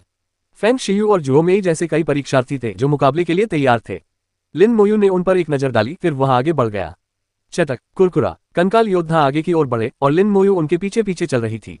शियाजू चिंतित दिख रही थी। तुम क्या कर रहे हो? वापस आओ। आप क्या करने जा रहे हैं? हमेशा ऐसे ही रहते हैं, कभी कुछ नहीं कहते। शियाजू ने अपना पैर पटका और फिर उनके पीछे पीछे चली गई। इसी क्षण लिन मोयू ने अचानक धीमी आवाज में कहा, वापस जाओ। शियाजू ने रुककर कहा, मैं ऐसा नहीं करना चाहती। अपने आप को जो उचित लगे। लिन मोयू ने इसके बाद कुछ नहीं कहा। अगर वह साथ जाना चाहती थी तो ठीक है, इससे वैसे भी कोई फर्क नहीं पड़ने वाला था। लिन मोयू की अचानक हरकत ने कई लोगों का ध्यान आकर्षित किया। वह क्या कर रहा है? वह सचमुच आगे बढ़ गया। इतने सारे कंकाल, क्या ये उसका बुलावा है? क्या वह संबंध करता है? क्या कोई उसे जानता है? लिन मोयू पर एक के बाद एक जासूसी के हमले होते रहे। लिन मोयू, लेवल 16, नेक्रोमेंसर, जादूगर। ये कैसा पेशा होता है? मैंने इसके बारे में कभी नहीं सुना। पता नहीं, मैंने इस पेशे के बारे में पहले कभी नहीं सुना। क्या ये कोई नया करियर हो सकता है? हमें क्या करना चाहिए? क्या हमें मिलकर हमला करना चाहिए? लगभग 1 दर्जन लोगों ने ही लिन मोयू के आदेश का अनुसरण किया। फेंग शियू और जुओमी उनमें से थे, मरने के लिए तैयार। यदि वे युद्ध में भी शहीद हो जाते तो वे योद्धाओं की तरह ही शहीद होते। दिव्य ग्रीष्म ऋतु के लोग युद्ध से नहीं डरते और मृत्यु से भयभीत नहीं होते। रसातल के दानव ने उपहास उड़ाते हुए कहा, ओह, आखिरकार कोई मरने आया ही है। बुरा साहस नहीं, प्रशंसा के योग्य। कितनी प्रशंसनीय बहादुरी है। मेरा मन ही नहीं कर रहा कि तुम्हें मार डालूं। कैसा रहेगा अगर तुम पाताल लोक में इस दानव राजा के सेवक बन जाओ? अध्याय 54। ऐसा करियर संभव ही नहीं है। लिन मोयू ने रसातल दानव के शब्दों को अनसुना कर दिया। जब वह राक्षसों से लगभग 50 मीटर दूर था तब वह अचानक रुक गया। क्या तुम्हें होश आ गया है? अथाह गहराई के द्वार तुम्हारे लिए हमेशा खुले हैं। अगाध दानव की आवाज फिर सुनाई दी। लिन मोयू की आंखों में अब हल्की सी मुस्कान थी। लाश विस्फोट की अधिकतम सीमा 100 मीटर थी, जबकि मध्य दूरी 50 मीटर थी। ये सुरक्षित और पर्याप्त दोनों था। शियाजू लिन मोयू के पास आए। वह जानती थी कि लिन मोयू के मन में अपने विचार होंगे, इसलिए उसने ज्यादा कुछ नहीं पूछा। तुम रुक क्यों गए? आप तरक्की क्यों नहीं कर रहे हैं? फेंग शियू, जुओ मेई और अन्य लोग भी हैरान परेशान होकर दौड़ पड़े। बस इतना ही काफी है, लिन मोयू ने आगे की ओर इशारा करते हुए धीरे से कहा। वूश, सभी कंकाल योद्धा एक साथ प्रकट हुए। पूरे 100 कंकाल योद्धा, एक सेना की तरह। इतने सारे। उसके पास वास्तव में बहुत सारे समन हैं। ये करियर बहुत ही प्रभावशाली दिखता है। कंकाल योद्धाओं के प्रकट होते ही वे बिल्ली जैसे दिखने वाले पशु मानव योद्धाओं की ओर बिजली की गति से दौड़ पड़े। इतनी तेज गति। जुओ मेई की आंखें अचानक सिकुड़ गईं। एक घुसपैठिए के रूप में वह चपलता गुणों में उत्कृष्ट थी और उसकी गति बहुत तेज थी। लेकिन अब उसे पता चला कि उसकी गति कंकाल योद्धाओं की तुलना में कहीं कम थी। अरे, इतने सारे समन आ गए और वे मरे हुए लोगों के आह्वान हैं। वापस लाए जाने पर उन हड्डियों को रखवाली करने वाले कुत्तों को खिलाया जा सकता है। पलक झपकते ही कंकाल योद्धा बिल्ली जैसे दिखने वाले जानवरों के पास पहुंच गए थे। कौशल, लिन मोयू के मानसिक आदेश पर कंकाल योद्धाओं की तलवारों से एक साथ चकाचौंध भरी लाल रोशनी निकली। 1 दर्जन से अधिक कंकाल योद्धाओं ने एक ही बिल्ली जैसे दिखने वाले प्राणी पर एक साथ अपनी कौशल का प्रयोग किया। लाल रोशनी की लकीरें गिरी और बिल्ली जैसे दिखने वाले उस जानवर को तुरंत गंभीर चोटें आईं। कंकाल योद्धाओं की आक्रमण शक्ति अप्रत्याशित रूप से मजबूत थी। रसातल की शक्ति से दूषित होकर बिल्ली जैसे दिखने वाले वे जीव अत्यंत शक्तिशाली हो गए थे। फिर भी वे इन हमलों में मारे नहीं गए। उनकी विशाल युद्ध तलवारें कंकाल योद्धाओं पर गिर पड़ी। लिन मोयू को यह महसूस हो गया था कि कंकाल योद्धा सभी घायल थे, लेकिन चोटें गंभीर नहीं थी। कंकाल योद्धाओं को हुए नुकसान से उसने प्रतिद्वंद्वी के गुणों का मोटा मोटा अंदाजा लगाया। ताकत लगभग 3000 होनी चाहिए। संविधान में 3500 से अधिक शब्द होने चाहिए। संविधान जितना उच्च होगा उतना ही बेहतर होगा। अपनी क्षमताओं का उपयोग करने के बाद कंकाल योद्धाओं ने बिना रुके बिल्ली जैसे दिखने वाले राक्षसों पर हमला जारी रखा। 1 दर्जन से अधिक कंकाल योद्धाओं ने हमलों को नजरअंदाज करते हुए अपने सारे प्रयास एक बिल्ली जैसे दिखने वाले जानवर पर केंद्रित कर दिए। कुछ ही सेकंड बाद वह बिल्ली जैसा दिखने वाला राक्षस दर्दनाक चीख के साथ गिर पड़ा। स्तर 19 के बिल्ली जैसे दिखने वाले योद्धा को मार गिराया। अनुभव जोड़ 8000। वास्तव में अनुभव था। लिन मोयू ने पाया कि उनका अनुमान सही था। अनुभव थोड़ा निराशाजनक रहा, लेकिन कुछ न होने से कुछ होना बेहतर था। उसकी हथेली में प्रकाश चमक रहा था। बूम! अचानक हुए विस्फोट से वे चौंक गए। फिर उन्होंने एक अविश्वसनीय दृश्य देखा। दिखने में शक्तिशाली लगने वाले बिल्ली जैसे प्राणी योद्धा गेहूं की तरह गिर रहे थे। धमाका धमाका, एक के बाद एक कई विस्फोट हुए, जिनमें से प्रत्येक में 1 दर्जन से अधिक बिल्ली जैसे दिखने वाले राक्षस मारे गए। 10 से अधिक विनाशकारी विस्फोटों के बाद सभी बिल्ली जैसे दिखने वाले राक्षस मारे गए। लिन मोयू ने अपने अनुभव की जांच की। वह लेवल अप करने से बस थोड़ा ही पीछे था। क्या वे सब मर गए? नहीं। क्या यह इतना आसान था? ये कैसी कला है? इसकी शक्ति तो बहुत अधिक है। शव विस्फोट से हुए नुकसान की गणना शव की जीवन शक्ति के आधार पर की गई थी। शव की जीवन शक्ति जितनी अधिक होगी, विस्फोट उतना ही शक्तिशाली होगा। इसलिए लिन मोयू के लिए जब तक वह पहला शव बना सकता था, उसी प्रकार के दुश्मनों का विनाश निश्चित था। सभी लोग स्तब्ध रह गए। वे उत्साह से कांप रहे थे। हम बच गए, हम बच गए। ये भाई बहुत शक्तिशाली है। नेक्रोमेंसर, ये पेशा बहुत प्रभावशाली है। मैं दावे से कह सकता हूं कि यह भाई भविष्य में भगवान के स्तर की प्रतिभा का धनी बनेगा। वांग जिहाओ ने बुदबुदाते हुए कहा, यह इतना शक्तिशाली कैसे हो सकता है? इतना शक्तिशाली होना कैसे संभव है? उनका करियर बहुत मजबूत है। मैंने उनके करियर को आगे बढ़ाने में मदद क्यों नहीं की? यह अन्याय है। किसी ने भी उसकी बातों पर ध्यान नहीं दिया। सभी लोग सदमे में थे, एक पल के लिए भी होश में नहीं आ पा रहे थे। यह दृश्य बहुत ही काल्पनिक था, इस पर विश्वास करना मुश्किल था। जो कुछ हुआ वह सबकी समझ से परे था। परीक्षार्थियों को ही नहीं बल्कि रसातल के दानव को भी इस पर विश्वास नहीं हुआ। रसातल के दानव की आवाज फिर सुनाई दी, असंभव, यह असंभव है। तुमने इस दानव राजा को क्रोधित कर दिया है, ये दानव राजा तुम्हें मार डालेगा, तुम्हारा मांस खा जाएगा। एक चीख के साथ खून जैसे लाल रंग की चांदनी अचानक तेज रोशनी में बदल गई। राक्षसों का एक और झुंड चारों दिशाओं से प्रकट हुआ। इस बार राक्षस फैले हुए थे और जैसे ही विभिन्न पेशेवर दिखाई देते वे उन पर टूट पड़ते थे। उनका निशाना पेशेवर करियर वाले लोग थे। पेशेवर लोग तुरंत घबरा गए और भागने लगे। सौभाग्य से कॉन्क्वेस्ट स्पेस काफी बड़ा था, जिससे उन्हें पैतरेबाजी के लिए पर्याप्त जगह मिल गई। अब तुम क्या करोगे? तुम सब मर जाओगे, तुम सब के सब। रसातल के दानव की आवाज पहले से काफी कमजोर थी। विजय क्षेत्र में प्रवेश करने वाली रसातल शक्ति सीमित थी और कुछ शक्ति का उपयोग करने का मतलब था कि कम शक्ति शेष रह जाएगी। लिन मोयू ने लाल चंद्रमा की ओर देखा। लाल चंद्रमा पर एक काली छाया थी। तो आप यहीं पर हैं। उसने दूरी का अनुमान लगाया, जो लगभग 200 मीटर थी। लिन मोयू ने मन ही मन आदेश दिया। कई कंकालों ने अचानक एक बिल्ली जैसे दिखने वाले जानवर के शव को उठाया और उसे जोर से लाल चंद्रमा की ओर फेंक दिया।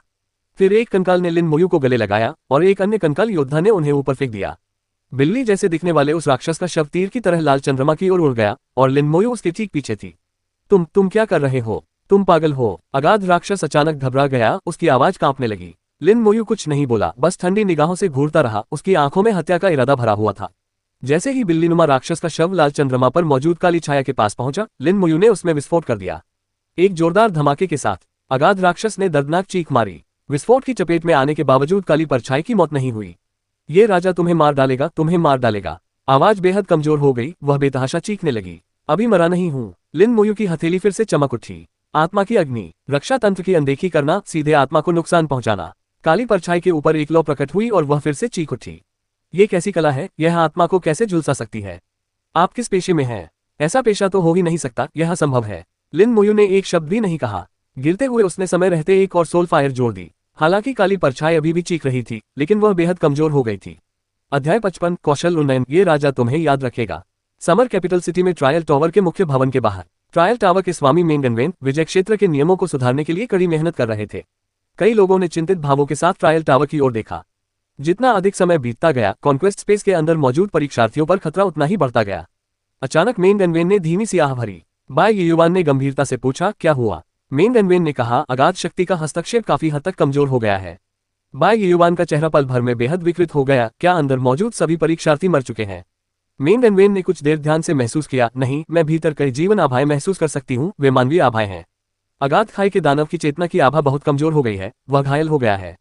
अगाध दानव की चेतना ने विजय क्षेत्र में प्रवेश किया और अगाध शक्ति का उपयोग करके विजय क्षेत्र के नियमों को बाधित किया। इससे अप्रत्यक्ष रूप से विजय क्षेत्र पूरी तरह से बंद हो गया। उस स्थिति में इसे कौन नुकसान पहुंचा सकता है? वे लेवल 15-16 के परीक्षार्थी। बाय युवान को इस बात पर बिल्कुल भी यकीन नहीं हुआ। उनकी कल्पना में विजय क्षेत्र बहुत विशाल था। यदि परीक्षार्थी इसका सही उपयोग कर पाते तो वे बचाव दल के आने तक 1 घंटे तक टिके रह सकते थे। लेकिन जवाबी हमला करके दुश्मन को मार गिराना असंभव था। भले ही वह केवल चेतना ही क्यों न हो, फिर भी यह असंभव था। विजय क्षेत्र में बड़ी संख्या में बिल्ली जैसे दिखने वाले जानवरों ने अपने लक्ष्यों को छोड़ दिया और लिन मोयू की ओर बढ़ने लगे। रक्तचंद्रमा पर पड़ी काली छाया दहाड़ उठी। मैं तुम्हें मार डालूंगा, मैं तेरा मांस खाऊंगा और तेरा खून पीऊंगा। अब वह लिन मोयू को अपने लिए एक कांटा समझने लगा था। आज तो यह अपने मिशन को भी भूल गया, तर्कशक्ति खो बैठा और इसका एकमात्र उद्देश्य लिन मोयू को मारना था। बड़ी संख्या में रसातल से दूषित बिल्ली जैसे दिखने वाले राक्षस लिन मोयू की ओर दौड़े। कंकाल योद्धाओं ने उन्हें रोकने के लिए तुरंत युद्ध रेखाएं बना ली। कंकाल योद्धाओं के गुण अत्यंत उच्च थे। उनके सभी 4 गुण 5000 थे, जो समान स्तर के अन्य योद्धाओं के गुणों से कहीं अधिक थे। यहाँ तक कि अगाध शक्ति से दूषित होने और उन्नत कुलीन राक्षस स्तर तक पहुंचने के बावजूद वे कंकाल योद्धाओं से कहीं अधिकहीन थे। इसके अलावा लिन मोयू ने कंकाल योद्धाओं को हमले केंद्रित करने का आदेश दिया। 1 दर्जन से अधिक कंकाल योद्धाओं ने घेर लिया और एक एक करके लक्ष्यों को मार डाला। महज कुछ ही सेकंड में और भी कई बिल्ली जैसे दिखने वाले योद्धा मारे गए। बूम! धमाके फिर से शुरू हो गए। शव विस्फोट वास्तव में एक दैवीय कौशल था और लिन मोयू ने इसका बार बार इस्तेमाल किया। अचानक लिन मोयू ने शव विस्फोट कौशल में एक बदलाव देखा। शव विस्फोट स्तर 2 शव को विस्फोटित करें, जिससे 2 मीटर की सीमा के भीतर दुश्मनों को शव के जीवन मूल्य का 15% क्षति पहुंचे। कॉप्स एक्सप्लोजन, जिसमें उसके द्वारा इसे हासिल करने के बाद से कोई बदलाव नहीं हुआ था, अब अपग्रेड हो गया था। रेंज 1 मीटर से बढ़कर 2 मीटर हो गई और क्षति शव के जीवन मूल्य के 10% से बढ़कर 15% हो गई। ये बदलाव मामूली लग रहा था, लेकिन फुल एनहेंसमेंट की प्रतिभा के साथ मिलकर 40 मीटर की सीमा शव के जीवन मूल्य का 300% क्षति के रूप में। सिर्फ एक स्तर की वृद्धि से ही कौशल में वास्तव में बहुत बड़ा बदलाव आ गया था। ऐसा प्रतीत होता है कि कौशल का बार बार उपयोग करने और उसमें निपुणता प्राप्त करने से कौशल स्तर में वृद्धि हो सकती है। करियर परिवर्तन से प्राप्त जन्मजात प्रतिभा कौशल के अलावा क्या कौशल प्रशिक्षण के माध्यम से बाद में प्राप्त कौशल को भी इसी तरह से उन्नत करने की आवश्यकता है। ये जीवन कौशल और सहायता कौशल के समान है। लगातार विस्फोटों और बढ़ी हुई रेंज के साथ कॉप्स एक्सप्लोजन और भी अधिक उपयोगी हो गया। पलक झपकते ही लिन मोयू के आसपास खड़े बिल्ली जैसे दिखने वाले राक्षस अब और नहीं थे। यहाँ तक कि रक्तचंद्र पर पड़ने वाली काली छाया भी शांत हो गई। लिन मोयू के होठों पर मुस्कान आ गई। वह बेहद खूबसूरत लग रहा था। उसका पूरा शरीर एक हल्की सफेद रोशनी से घिरा हुआ था। उसने अपना स्तर बढ़ा लिया था। लिन मोयू के स्तर में हुई बढ़ोतरी ने कई लोगों का ध्यान आकर्षित किया। उन्हें एहसास हुआ कि रसातल से दूषित इन राक्षसों को मारने से अनुभव प्राप्त होता है। वह असल में इन राक्षसों का इस्तेमाल अपने कौशल को बढ़ाने के लिए कर रहा है। इसका मतलब है कि वह नाइट में कठिनाई वाले कालकोठरियों को अकेले ही पार कर सकता है। यह आदमी तो कमाल का है। लिन मोयू, वह किस प्रांत का प्रतिभाशाली व्यक्ति है। खुशकिस्मत से वह हमारे साथ है, वरना हम निश्चित रूप से मर चुके होते। कई लोग लिन मोयू को देखते हुए धीमी आवाज में बोल रहे थे। उनकी आंखों में प्रशंसा का भाव था। लिन मोयू ने ऊपर देखा। खूनी चांद और काली परछाई अभी भी वहीं मौजूद थे। ऐसा लगता है कि यह जा नहीं सकता। एक विचार के साथ इस बार 5 बिल्ली जैसे दिखने वाले राक्षस के शव बाहर निकल आए। फिर एक कंकाल योद्धा ने लिन मोयू को गले लगाया और फिर से उछल पड़ा। रक्तचंद्रमा में फैली काली छाया को मानो यह एहसास हो गया था कि उसका अंत निकट आ रहा है। हैरानी की बात यह है कि उसने चिल्लाया या चीखा नहीं, बल्कि इसके बजाय एक ठंडी हंसी हंसी। आपका नाम लिन मोयू है। ये राजा तुम्हें याद रखेगा। जब तुम रसातल में आओगे तो ये राजा तुम्हारा हार्दिक स्वागत करेगा। लिन मोयू ने बिना कुछ बोले हल्की सी मुस्कान दी। लाशें खूनी चंद्रमा की ओर उड़ गईं। लाशों का विस्फोट। एक भीषण विस्फोट के साथ काली परछाई ने नष्ट होने से पहले अंतिम चीख निकाली। रक्तचंद्र कांच की तरह चकनाचूर हो गया और हवा में विलीन हो गया। कॉन्क्वेस्ट स्पेस में स्थिति सामान्य हो गई। ट्रायल टावर के बाहर मेन गनवेन ने फिर आश्चर्य व्यक्त करते हुए कहा, अगाध चेतना का नाश हो चुका है। कॉन्क्वेस्ट स्पेस में स्थिति सामान्य हो गई है। बच्चे सुरक्षित हैं, कोई हताहत नहीं हुआ है। बाय युवान ने भी अविश्वास का भाव दिखाया। घटनाक्रम उसकी कल्पना से बिल्कुल अलग था। उनके स्तर पर अब ऐसी बहुत कम चीजें थीं जो उन्हें आश्चर्यचकित कर सकती थीं। क्या आप बता सकते हैं कि क्या हुआ था? बाय युवान ये जानना चाहती थी कि विजय क्षेत्र में वास्तव में क्या हुआ था। मेन गनवेन ने कहा, हाँ हम कर सकते हैं। बाय युवान ने गंभीरता से कहा, हम कोई जल्दी नहीं है। पहले बच्चों को वापस भेज दो, एहतियात के तौर पर। ठीक है। कॉन्क्वेस्ट स्पेस में जैसे ही रक्तचंद्र का प्रभाव कम हुआ, जमीन सामान्य स्थिति में लौटने लगी। शियाजू ने धीरे से पूछा, लिन डमी, क्या सब खत्म हो गया? वह अभी भी सदमे में थी। उसका चेहरा थोड़ा पीला पड़ गया था। अभी जो कुछ हुआ वह बहुत ही भयावह था। अगर लिन मोयू वहां न होती तो शायद उसकी मौत हो जाती। लिन मोयू ने सिर हिलाते हुए कहा, यह खत्म हो गया है। हालांकि ये सांत्वना भरे शब्द नहीं थे, लेकिन यह जवाब जियाजू को आश्वस्त करने के लिए काफी था। कॉन्क्वेस्ट स्पेस में परीक्षार्थी अभी भी सदमे में थे। इससे पहले जब बिल्ली जैसे दिखने वाले राक्षस उनका पीछा कर रहे थे तो वे घबराकर भाग गए थे और बिल्कुल भी मुकाबला करने में असमर्थ थे। सौभाग्य से वहां लिन मोयू मौजूद थी। श्वेत देवता की आवाज फिर सुनाई दी। परीक्षार्थियों, रसातल की शक्ति गायब हो गई है और विजय क्षेत्र सामान्य स्थिति में लौट आया है। आपको आपके मूल परीक्षा केंद्रों पर वापस भेज दिया जाएगा और परीक्षा परिणाम शीघ्र ही घोषित किए जाएंगे। अध्याय 56, कोई रहस्य नहीं। प्रांतीय शीर्ष विद्वान। लिन मोयू ट्रायल टावर के प्रवेश द्वार पर प्रकट हुई। जियाजू, ज़ो मेई, वांग जिहाओ और फेंग शियू भी दिखाई दिए।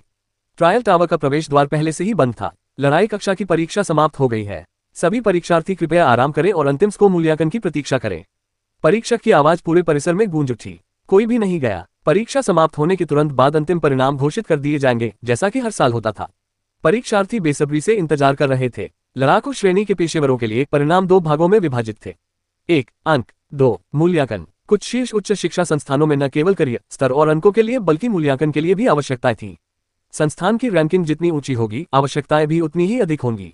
उदाहरण के लिए समर कैपिटल यूनिवर्सिटी में युद्ध कक्षाओं के लिए आवश्यकताएं मूल रूप से स्तर 15 या उससे ऊपर 10,000 से अधिक अंक और कम से कम एक उत्कृष्ट मूल्यांकन थी। शीर्ष 20 में स्थान पाने वाले अन्य संस्थान स्तर और अंकों के मामले में थोड़े अधिक उदार हो सकते हैं, लेकिन फिर भी उन्हें उत्कृष्ट मूल्यांकन की आवश्यकता होती है। शीर्ष संस्थानों के लिए यह मूल्यांकन बहुत महत्वपूर्ण था। यदि लक्ष्य सामान्य उच्च शिक्षा संस्थान हो तो मूल्यांकन उतना महत्वपूर्ण नहीं था। निर्धारित अंकों की आवश्यकता को पूरा करना पर्याप्त था। जिन परीक्षार्थियों ने कॉन्क्वेस्ट स्पेस में प्रवेश नहीं किया, उनका मूल्यांकन प्रांतीय परीक्षकों द्वारा किया गया। जो लोग विजय क्षेत्र में प्रवेश कर चुके थे, उनका मूल्यांकन दिव्य ग्रीष्म साम्राज्य के उच्च अधिकारियों द्वारा किया गया था। दिव्य ग्रीष्म साम्राज्य के लिए जो परीक्षार्थी विजय क्षेत्र में प्रवेश कर सकते थे, वे सभी प्रतिभाशाली थे जिन्हें आगे ध्यान देने की आवश्यकता थी। ग्रीष्मकालीन राजधानी शहर में डिवाइन समर एम्पायर के मेंग गनवेन, बाय युवान और अन्य शीर्ष विशेषज्ञ विजय क्षेत्र में हुई घटनाओं की समीक्षा कर रहे थे। उन्होंने लिन मोयू और अन्य परीक्षार्थियों के सभी प्रदर्शनों को उस क्षण से देखा जब वे विजय कक्ष में प्रवेश कर रहे थे। ये वर्ष विशेष था। अगाध शक्ति के आक्रमण के कारण विजय क्षेत्र में एक बड़ी घटना घटित हुई। उन्होंने इस पर विशेष ध्यान दिया।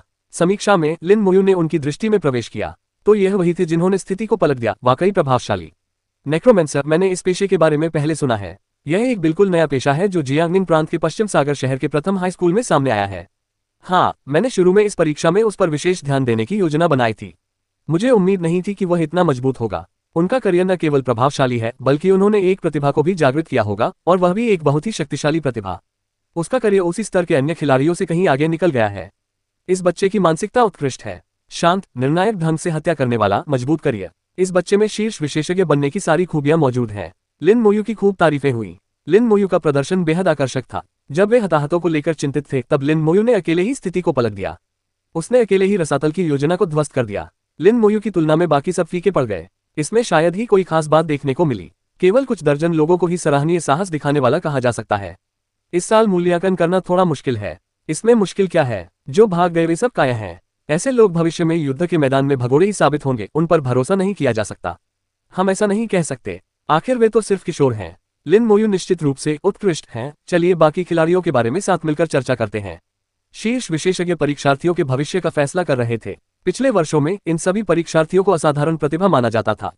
प्रत्येक प्रांत के शीर्ष विद्वान दुर्लभ प्रतिभावान थे, लेकिन इस साल लिन मोयू की मौजूदगी के कारण इन लोगों का प्रदर्शन कुछ हद तक अपर्याप्त प्रतीत हुआ। तुलना करना अनुचित है। लिन मोयू एक चकाचौंध कर देने वाले तारे की तरह थी जो दूसरों के अस्तित्व को पूरी तरह से ढक लेती थी।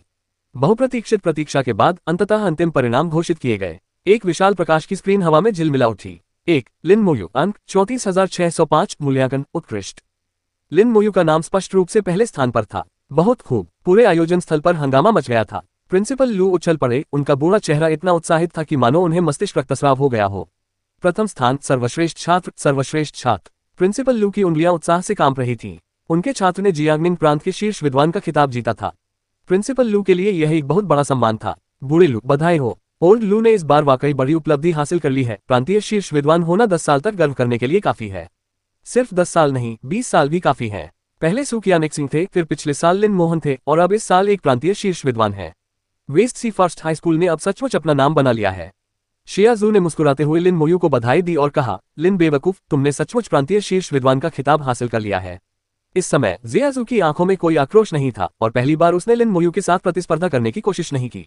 लिन मोयू ने हल्की सी मुस्कान के साथ कहा, धन्यवाद। जब 5वें दौर की परीक्षाएं शुरू हुई तब तक लिन मोयू को पहले से ही पता था कि प्रांतीय शीर्ष विद्वान का खिताब उन्हीं का होगा। परिणाम बिल्कुल वैसा ही था जैसा अपेक्षित था। जब परिणाम घोषित हुए तब भी उनके मन में थोड़ी सी खुशी थी। शियाजू ने लिन मोयू की ओर आश्चर्य से देखा, क्या तुम सच में मुस्कुरा सकती हो? जब तुम मुस्कुराती हो तो काफी अच्छी लगती हो। तुम आमतौर पर क्यों नहीं मुस्कुराती हो? वह ऐसी लग रही थी मानो उसने किसी नए महाद्वीप की खोज कर ली हो। दूसरे स्थान के परिणाम भी घोषित हो गए। 2 जियाजू, अंक 7,600, मूल्यांकन उत्कृष्ट। लिन मोयू के पहले स्थान पर रहने के कारण जियाजू के परिणामों ने ज्यादा हलचल नहीं मचाई। शियाजू को भी उत्कृष्ट श्रेणी में रखा गया। प्रिंसिपल लू फिर से उत्साहित हो गए। उसके आसपास के सभी प्रधानाचार्य ईर्ष्या भरी नजरों से उसे घूर रहे थे। शीर्ष स्थान पाने वाला छात्र न केवल प्रधानाचार्य लू का विद्यार्थी था बल्कि दूसरा स्थान भी उसी का था। यह बेहद ईर्ष्याजनक और जलन पैदा करने वाला था। 3 फेंग शियू, अंक 6,700, मूल्यांकन उत्कृष्ट। 4 जुओ मेई, अंक 6,325, मूल्यांकन उत्कृष्ट। 5 वांग जिहाओ, अंक 6,300, मूल्यांकन खराब। वांग जिहाओ के चेहरे का भाव एकदम बदल गया। असल में उसका मूल्यांकन खराब था। इस मूल्यांकन के आधार पर उसके समर कैपिटल यूनिवर्सिटी में प्रवेश पाने की कोई संभावना नहीं थी। समर कैपिटल यूनिवर्सिटी ही नहीं बल्कि डिवाइन समर एम्पायर के शीर्ष 20 उच्च शिक्षा संस्थान भी उसे नहीं चाहेंगे। क्यों? आपने मुझे गरीब किस आधार पर कहा? यह अन्याय है, आप अन्याय कर रहे हैं। वांग जिहाओ अंततः खुद को रोक नहीं पाए और गुस्से से चिल्ला उठी। अचानक प्रकाश की एक किरण वांग जिहाओ पर पड़ी और वह पल भर में गायब हो गया। वांग जिहाओ ने परीक्षा नियमों का उल्लंघन किया, निष्कासित किया गया। अध्याय 57, शाही शीर्ष विद्वान श्वेत देवता का आगमन। परीक्षण में खराब मूल्यांकन के कारण वांग जिहाओ के शीर्ष उच्च शिक्षा संस्थान में प्रवेश पाने के अवसर समाप्त हो गए। अब निष्कासित होने के बाद शीर्ष 100 रैंकिंग वाले संस्थान भी उसे स्वीकार नहीं करेंगे। शीर्ष संस्थानों की तो बात ही छोड़ दें। पारिवारिक संबंधों या राजवंश गिल्ड के प्रभाव के बावजूद भी वे उच्च शिक्षा संस्थानों से प्रतिस्पर्धा नहीं कर सके। वांग जिहाओ का भविष्य पहले से ही अनुमानित था। सबसे अच्छा परिणाम किसी सामान्य उच्च शिक्षा संस्थान में दाखिला लेना ही होगा। रैंकिंग की घोषणा एक एक करके की गई। लिन मोयू और शियाजू के अलावा वेस्ट सी सिटी फर्स्ट हाई स्कूल के समग्र परिणाम ठीक ठाक थे। गाओ यान को 61वां स्थान मिला, जिसे औसत माना जाता है। कुछ अन्य लोगों की स्थिति थोड़ी खराब थी, लेकिन फिर भी उन्हें संस्थानों में प्रवेश मिल सकता था। परिणाम घोषित होने के बाद परीक्षक की आवाज फिर सुनाई दी। लड़ाई के क्षेत्र में करियर के लिए इस वर्ष जियांगनिंग प्रांत के शीर्ष विद्वान लिन मोयू है। परीक्षक ने गंभीर स्वर में लिन मोयू को प्रांतीय शीर्ष विद्वान घोषित किया, जिससे एक और हंगामा मच गया। इसके बाद जोरदार तालियां बजने लगीं। सभी ने लिन मोयू को बधाई दी। प्रांतीय स्तर पर शीर्ष विद्वान बनना कोई आसान काम नहीं था। इसके अलावा लिन मोयू के शानदार प्रदर्शन ने अन्य सभी खिलाड़ियों को पछाड़कर पहला स्थान हासिल किया। कॉन्क्वेस्ट स्पेस में प्रवेश करने वाले 5 लोगों में से अन्य 4 लोगों के संयुक्त स्कोर भी अकेले उसके स्कोर के बराबर नहीं थे। इसका फायदा बहुत स्पष्ट था। तालियों की गड़गड़ाहट के बीच परीक्षक ने फिर से बोलना शुरू किया। साम्राज्य ने एक आदेश जारी किया है, लिन मोयू इस वर्ष की बड़ी परीक्षा में राष्ट्रीय स्तर पर शीर्ष विद्वान है। बहुत खूब। प्रिंसिपल लू एक बार फिर उछल पड़े, उनके सिर से आग की लपटें निकल रही थीं। वह इतना उत्तेजित था कि मानो उसका सिर आग की तरह जल रहा हो। राष्ट्रीय स्तर का शीर्ष विद्वान। मोयू राष्ट्रीय स्तर पर शीर्ष विद्वान है। क्या ये सच है? क्या मैंने गलत सुना? एक पल के लिए वह स्पष्ट रूप से बोल नहीं पाया, उसे अपने कानों पर विश्वास नहीं हो रहा था। बूढ़े लू, क्या तुम ठीक हो? ज्यादा उत्साहित मत होइए, अपने स्वास्थ्य का ख्याल रखिए। ये सच है, लिन मोयू वास्तव में राष्ट्रीय स्तर की शीर्ष विद्वान है। आपने गलत नहीं सुना। अब आप जीवन भर गर्व कर सकते हैं। आपका फर्स्ट हाई स्कूल अब अपना नाम बदलकर टॉप स्कॉलर हाई स्कूल रख सकता है। राष्ट्रीय स्तर पर शीर्ष विद्वान तैयार करके आपने सचमुच एक बड़ी उपलब्धि हासिल की है। वे दोनों ईर्ष्यालु और जलनेग्रस्त थे। प्रिंसिपल लू के सिर पर लगी ज्वालाएं बुझने का नाम नहीं ले रही थीं, ठीक वैसे ही जैसे उनकी उत्तेजित उमड़ती भावनाएं। ट्रायल टावर के बाहर तालियों की गड़गड़ाहट बिजली की तरह गूंज उठी। एक राष्ट्रीय शीर्ष विद्वान। हमारे जियांगनिंग प्रांत ने एक राष्ट्रीय शीर्ष विद्वान को जन्म दिया है। हे भगवान, हमारे जियांगनिंग प्रांत में राष्ट्रीय स्तर का शीर्ष विद्वान हुए कितने साल हो गए हैं। लिन मोयू वाकई में अद्भुत है, वे राष्ट्रीय स्तर की शीर्ष विद्वान बन गई हैं। लिन मोयू शांत और संयमित रही। जब उन्हें प्रांतीय शीर्ष विद्वान का पुरस्कार मिला तो उन्हें एहसास हुआ कि राष्ट्रीय शीर्ष विद्वान का पुरस्कार भी उन्हें ही मिल सकता है। यकीन से, शियाजू ने उत्सुकता से पूछा, आप राष्ट्रीय शीर्ष विद्वान बन गए हैं, क्या आप खुश नहीं हैं? मैं खुश हूं, लिन मोयू ने शांत भाव से कहा। शियाजू ने मुंह बनाते हुए कहा, तुम्हें तो खुश होने पर मुस्कुराना भी नहीं आता। लिन मोयू शांत रही और बोली, मैंने मन ही मन मुस्कुराया। एक डमी तो डमी ही होती है। जियाजू ने चिढ़कर कहा, लेकिन फिर भी बधाई हो टॉप स्कॉलर लिन। जुओ मेई और फैंग शियू एक साथ आए। लिन मोयू, बधाई हो। जुओ मेई कद में छोटी थी, उसकी आवाज थोड़ी ठंडी थी। उनका व्यवहार उनके करियर के लिए बहुत उपयुक्त था। फैंग शियू ने हाथ बढ़ाते हुए कहा, इस बार आपका धन्यवाद। अगर आप न होते तो हम बड़ी मुसीबत में पड़ जाते। जुओ मेई ने भी उन्हें धन्यवाद दिया। लिन मोयू ने हाथ हिलाते हुए कहा, यही सही काम था। फैंग शियू ने पूछा, आप समर कैपिटल यूनिवर्सिटी में दाखिला लेने का लक्ष्य बना रहे हैं, है ना? लिन मोयू ने सिर हिलाया। बहुत बढ़िया, फिर समर कैपिटल यूनिवर्सिटी में मिलते हैं। वहां पहुंचकर मैं तुम्हें खाना खिलाऊंगा। हम, लिन मोयू ने धीमी आवाज में जवाब दिया। लिन मोयू बेहद ठंडी थी, जुओ मेई से भी ज्यादा ठंडी। माहौल अचानक असहज हो गया। शियाजू ने झट से मुस्कुराते हुए कहा, यह लड़का बात करना पसंद नहीं करता। मैं 3 साल से उसका सहपाठी हूं और हमारी सारी बातचीत मिलाकर भी 10 वाक्यों से ज्यादा नहीं होती। लिन मोयू ने सिर हिलाते हुए कहा, 16 वाक्य। छी। फैंग शियू और जुओ मेई अपनी हंसी नहीं रोक पाए। बात न करने की आदत के अलावा ये लिन मोयू नाम का व्यक्ति काफी दिलचस्प लग रहा था। बड़ी परीक्षा समाप्त हुई और वे टेलीपोर्ट होकर वापस स्कूल पहुंच गए। प्रधानाचार्य ल्यू उनके साथ वापस नहीं लौटे। सहायक कक्षा की परीक्षा अभी भी चल रही थी, उसे उनके साथ ही रहना पड़ा। लिन मोयू आराम करने के लिए घर लौट आए। वह कल पंजीकरण करा सकता है। उसका लक्ष्य समर कैपिटल यूनिवर्सिटी में दाखिला पाना था। राष्ट्रीय स्तर पर शीर्ष विद्वान होने के नाते उसे निश्चित रूप से प्रवेश मिल जाता। अगर उसे भी अंदर जाने की इजाजत नहीं मिली तो किसी और को तो मिलने की उम्मीद भी नहीं हो सकती। उसने चुपचाप 4 कंकाल योद्धाओं को बुलाया, फिर उन्हें अपने बुलाने के स्थान पर वापस बुला लिया।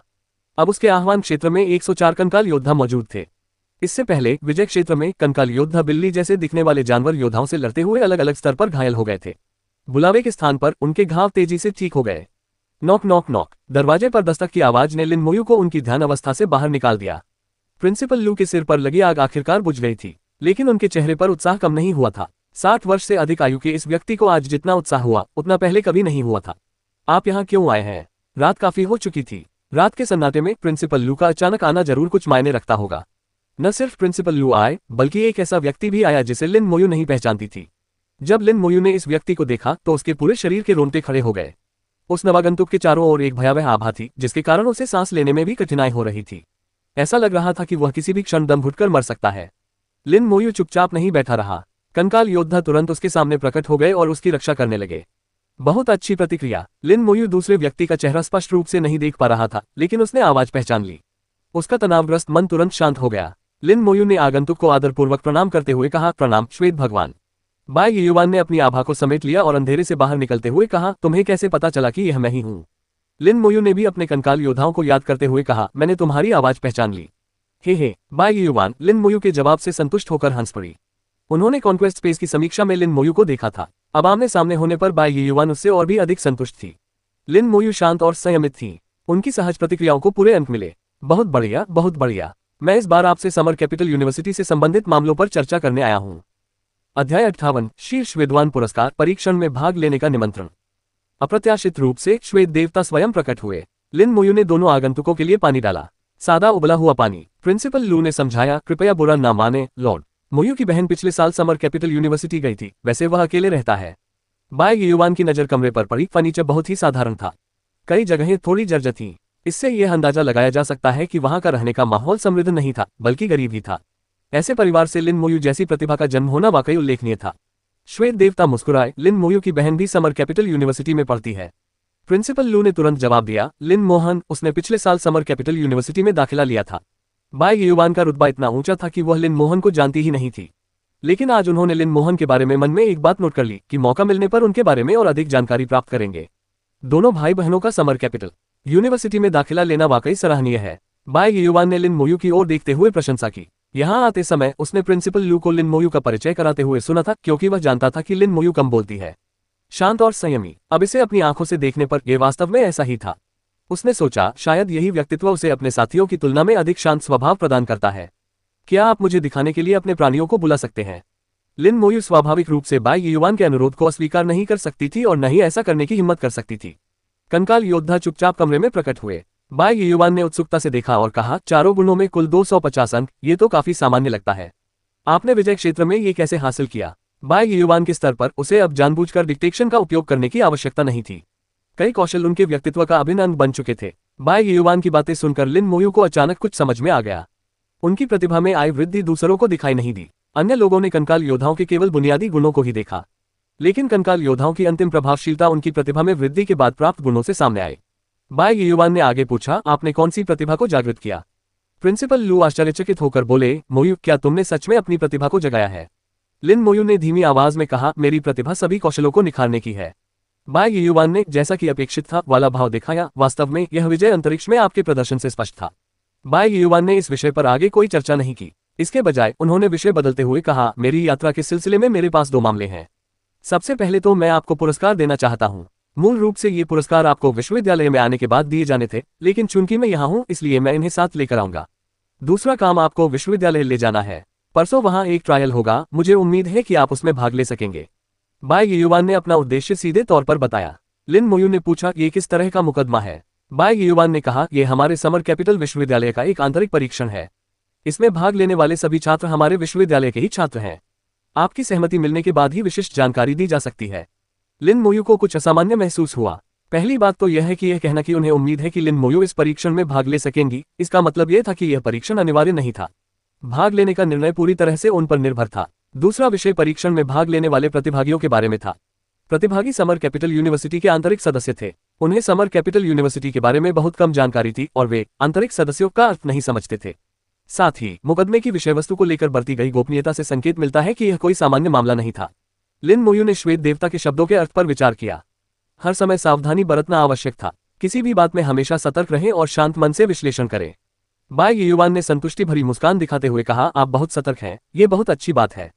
मैं मुकदमे की विषय वस्तु के बारे में ज्यादा खुलासा नहीं कर सकता, लेकिन मैं आपको बता सकता हूं कि यह अवसर दुर्लभ है। शुरू में आप इसमें भाग लेने के योग्य नहीं थे, मैंने व्यक्तिगत रूप से आपको यह मौका दिया है। श्वेत देवता के शब्दों को सुनने के बाद लिन मोयू ने तुरंत फैसला किया, मैं भाग लूंगी। बाय युवान के ऐसा कहने पर अगर वह इसमें भाग नहीं लेता तो यह बाय युवान का अपमान होगा। लिन मोयू मूर्ख नहीं था, वह ऐसा कुछ नहीं करेगा जिससे लोगों को ठेस पहुंचे। तो फिर पहले मैं आपको पुरस्कार दे देता हूं। राष्ट्रीय स्तर पर सर्वश्रेष्ठ विद्वान होने के नाते आपको कई पुरस्कार मिलते हैं। बाय युवान के हाथ में प्रकाश की एक चमक दिखाई दी, जिससे कई वस्तुएं प्रकट हुई। लिन मोयू की आंखें सिकुड़ गईं। उसने एक चीज को पहचान लिया, एक कौशल स्क्रॉल। पहला इनाम आपके 100,000 अंक है। ये राष्ट्रीय स्तर पर शीर्ष विद्वान के लिए दिया जाने वाला अंक पुरस्कार है, जो मुख्य परीक्षा में अर्जित अंकों से अलग है।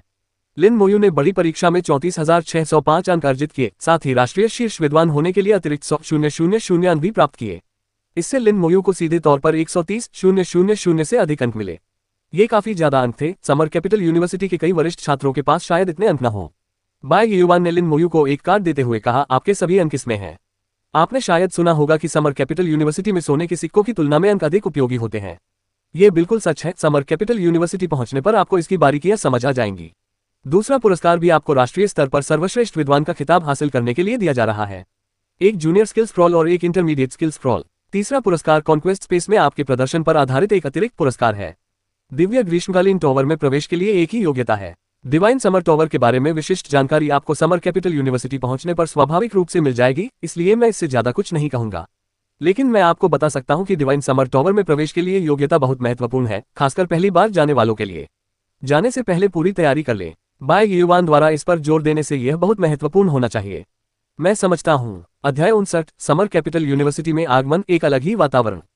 लिन मोयू ने सादगी से अपना सामान समेट लिया, एक ताबीज उड़कर बाहर आया और टेलीपोर्टेशन सरणी में परिवर्तित हो गया। लिन मोयू और बाय युवान उस घेरे में दाखिल हुए और एक तेज रोशनी के साथ वहां से चले गए।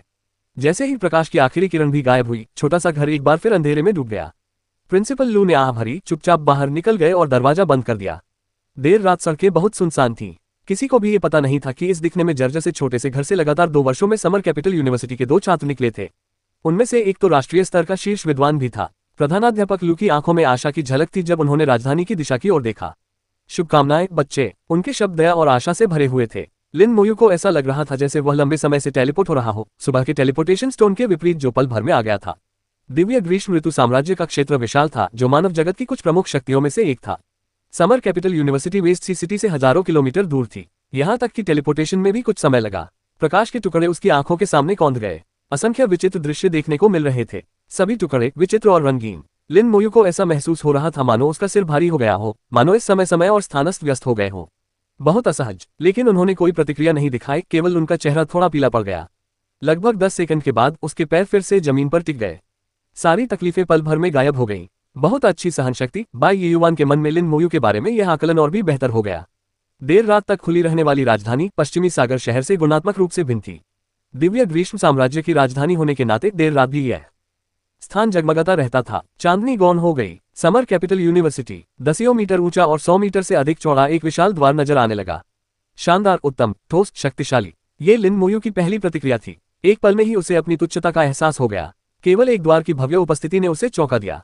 लिन मोयू को इससे खतरा भी महसूस हुआ, जानलेवा खतरा। बाय युवान ने कहा, यह द्वार प्रवेश द्वार भी है और हथियार भी। यहां तक कि शीर्ष विशेषज्ञों को भी घुसपैठ करने की कोशिश में कीमत चुकानी पड़ेगी। उसने लिन मोयू के कंधे पर थपथपाते हुए कहा, चलो चलते हैं। जैसे ही वे पास आए, लिन मोयू ने अपने ऊपर एक आभा का आभास महसूस किया। ये कुछ हद तक डिटेक्शन जैसा था, लेकिन बिल्कुल वैसा नहीं था। उनकी पहचान सत्यापित हो गई और द्वार चुपचाप खुल गया। समर कैपिटल यूनिवर्सिटी में रात का माहौल उतना शांत नहीं था जितना सोचा गया था। विश्वविद्यालय में घूमते हुए लिन मोयू ऊर्जा के उतार चढ़ाव की लहरें महसूस कर सकती थी। ऊर्जा में उतार चढ़ाव विश्वविद्यालय के विभिन्न स्थानों से उत्पन्न हुए। ये छात्र कौशल का अभ्यास कर रहे हैं, बाय युवान ने सहजता से समझाया। हालांकि वह सख्त दिखते थे, लेकिन उन्होंने लिन मोयू के प्रति बहुत धैर्य दिखाया। लिन मोयू ने पूछा, क्या सभी कौशलों के लिए अभ्यास की आवश्यकता होती है? बाय युवान ने समझाया, जन्मजात व्यावसायिक कौशल और कुछ विशेष कौशल को छोड़कर अधिकांश कौशल को अभ्यास के माध्यम से बेहतर बनाने की आवश्यकता होती है। यह उत्तर लिन मोयू के अपने अनुमान से मेल खाता था। किसी कौशल को प्रभावी बनाने के लिए निरंतर अभ्यास और उपयोग की आवश्यकता होती है। लिन मोयू ने दूसरा सवाल पूछा, क्या सिर्फ उनका इस्तेमाल करना ही काफी है? बाय युवान मुस्कुराई और बोली, कहना मुश्किल है, हर कौशल अलग होता है। कुछ कौशल केवल अभ्यास से नहीं सुधरते। औपचारिक रूप से नामांकन करने के बाद आपको ये जानकारी समझ में आ जाएगी। शिक्षक विस्तार से पढ़ाएंगे। कौशल ज्ञान एक संपूर्ण व्यवस्थित विषय था, न कि ऐसी कोई चीज जिसे कुछ शब्दों में समझाया जा सके। लिन मोयू को ये बात समझ आ गई थी। बाय युवान ने पहले ही स्पष्ट रूप से समझा दिया था, इसलिए उसने आगे कोई प्रश्न नहीं पूछा। ऊर्जा में उतार चढ़ाव कभी नहीं रुका, एक के बाद एक लहर, निरंतर। कभी कभार रात के आकाश में प्रकाश दिखाई देता था। वे सभी कड़ी मेहनत कर रहे हैं, लिन मोयू ने मन ही मन सोचा। समर कैपिटल यूनिवर्सिटी के बारे में इस पहली छाप ने ही लिन मोयू पर गहरा प्रभाव छोड़ा। यहाँ के सभी छात्र बहुत मेहनती थे। देर रात तक कौशल का अभ्यास करना, अपनी क्षमताओं के बारे में सोचते हुए उनका अभ्यास करना बहुत सुविधाजनक नहीं लग रहा था। समर कैपिटल यूनिवर्सिटी उम्मीद से कहीं ज्यादा बड़ी थी। वे अपने गंतव्य तक पहुंचने से पहले काफी देर तक चलते रहे। यह आवासीय क्षेत्र है, आप आज रात यहीं रुकेंगे, कोई आपको विशिष्ट नियम समझा देगा। एक बात याद रखना, समर कैपिटल यूनिवर्सिटी में ज्यादातर चीजों का लेन देन किया जा सकता है, लेकिन यह आपसी सहमति पर आधारित होना चाहिए। जबरदस्ती खरीद फरोख्त नहीं होनी चाहिए। वहां पहले से ही कोई इंतजार कर रहा था और बाय युवान को देखते ही वह तुरंत दौड़कर वहां पहुंच गया।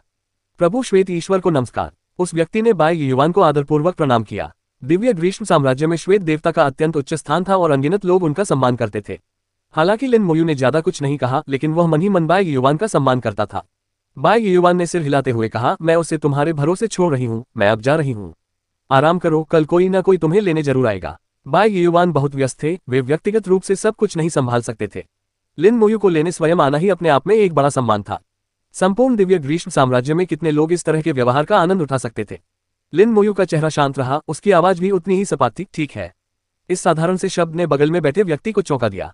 बाय युवान से इतनी बेरुखी से बात करने की हिम्मत कौन करेगा?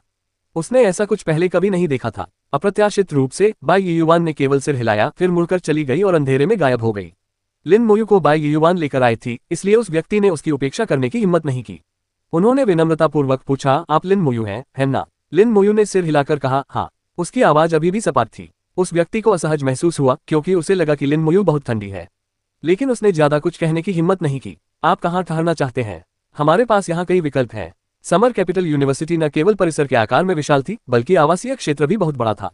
कई विकल्प थे, 4 व्यक्तियों वाले, 2 व्यक्तियों वाले और एकल व्यक्तियों वाले छात्रावास, पृथक विला, प्रशिक्षण मैदानों वाले विला। विभिन्न आवासों की कीमतों में बहुत बड़ा अंतर था। अध्याय 60 पॉइंट्स का बुद्धिमानी से उपयोग करें। लिन मोयू को वास्तव में समझ आ गया था कि सोने के सिक्कों की तुलना में अंक अधिक उपयोगी क्यों होते हैं। 4 लोगों के लिए बने छात्रावास सबसे सस्ते थे, जिनकी कीमत 500 पॉइंट प्रति माह थी। 2 लोगों के लिए बने छात्रावास का किराया 1000 पॉइंट प्रति माह है। सिंगल डॉर्म का किराया 2000 पॉइंट्स प्रति माह है। जहां तक अलग अलग घरों की बात है, उन्हें हर महीने 10,000 पॉइंट्स की आवश्यकता होती थी। अगर आपके पास पॉइंट्स नहीं थे, तो आप सोने के सिक्कों में भुगतान कर सकते थे, लेकिन इससे कीमत में 2 और शून्य जुड़ जाएंगे। 4 लोगों के लिए बने छात्रावास का किराया 50,000 सोने के सिक्के प्रति माह था, जबकि एक व्यक्ति के लिए बने छात्रावास का किराया 200,000 सोने के सिक्के था। ये वाकई सस्ता नहीं था। लिन मोयू के पास केवल कुछ 100 सोने के सिक्के ही थे। प्रत्येक पॉइंट को 100 सोने के सिक्कों के बदले बदला जा सकता था, लेकिन सोने के सिक्कों को अंकों के बदले नहीं बदला जा सकता था। यदि ऐसा करते हुए पकड़े गए तो कड़ी सजा होगी। बाय युवान ने कहा था कि समर कैपिटल यूनिवर्सिटी में लगभग सभी चीजों का व्यापार किया जा सकता है। सोने के सिक्कों को अंकों में बदलना कुछ अपवादों में से एक था। इसके अलावा कई संसाधन केवल पॉइंट से ही खरीदे जा सकते थे। इससे विश्वविद्यालय में अंक सबसे महत्वपूर्ण विदेशी मुद्रा बन गए। जहां भी सोने के सिक्कों का इस्तेमाल किया जा सकता है, वहां निश्चित रूप से पॉइंट्स का इस्तेमाल नहीं किया जाएगा। जहां तक संभव हो, अंक बचाए जाने थे। विस्तृत व्याख्या के माध्यम से लिन मोयू ने बहुत कुछ सीखा। उस व्यक्ति का नाम जियांग ताओ था, जो 2 साल पहले समर कैपिटल यूनिवर्सिटी में दाखिला लेने वाला एक छात्र था। अब वह आवासीय क्षेत्र में एक प्रशासक के रूप में काम करता था, कुछ छोटे मोटे मामलों का प्रबंधन करता था और साथ ही कुछ अंक भी अर्जित करता था। उनके शब्दों से यह स्पष्ट था कि अंक अर्जित करना आसान नहीं था।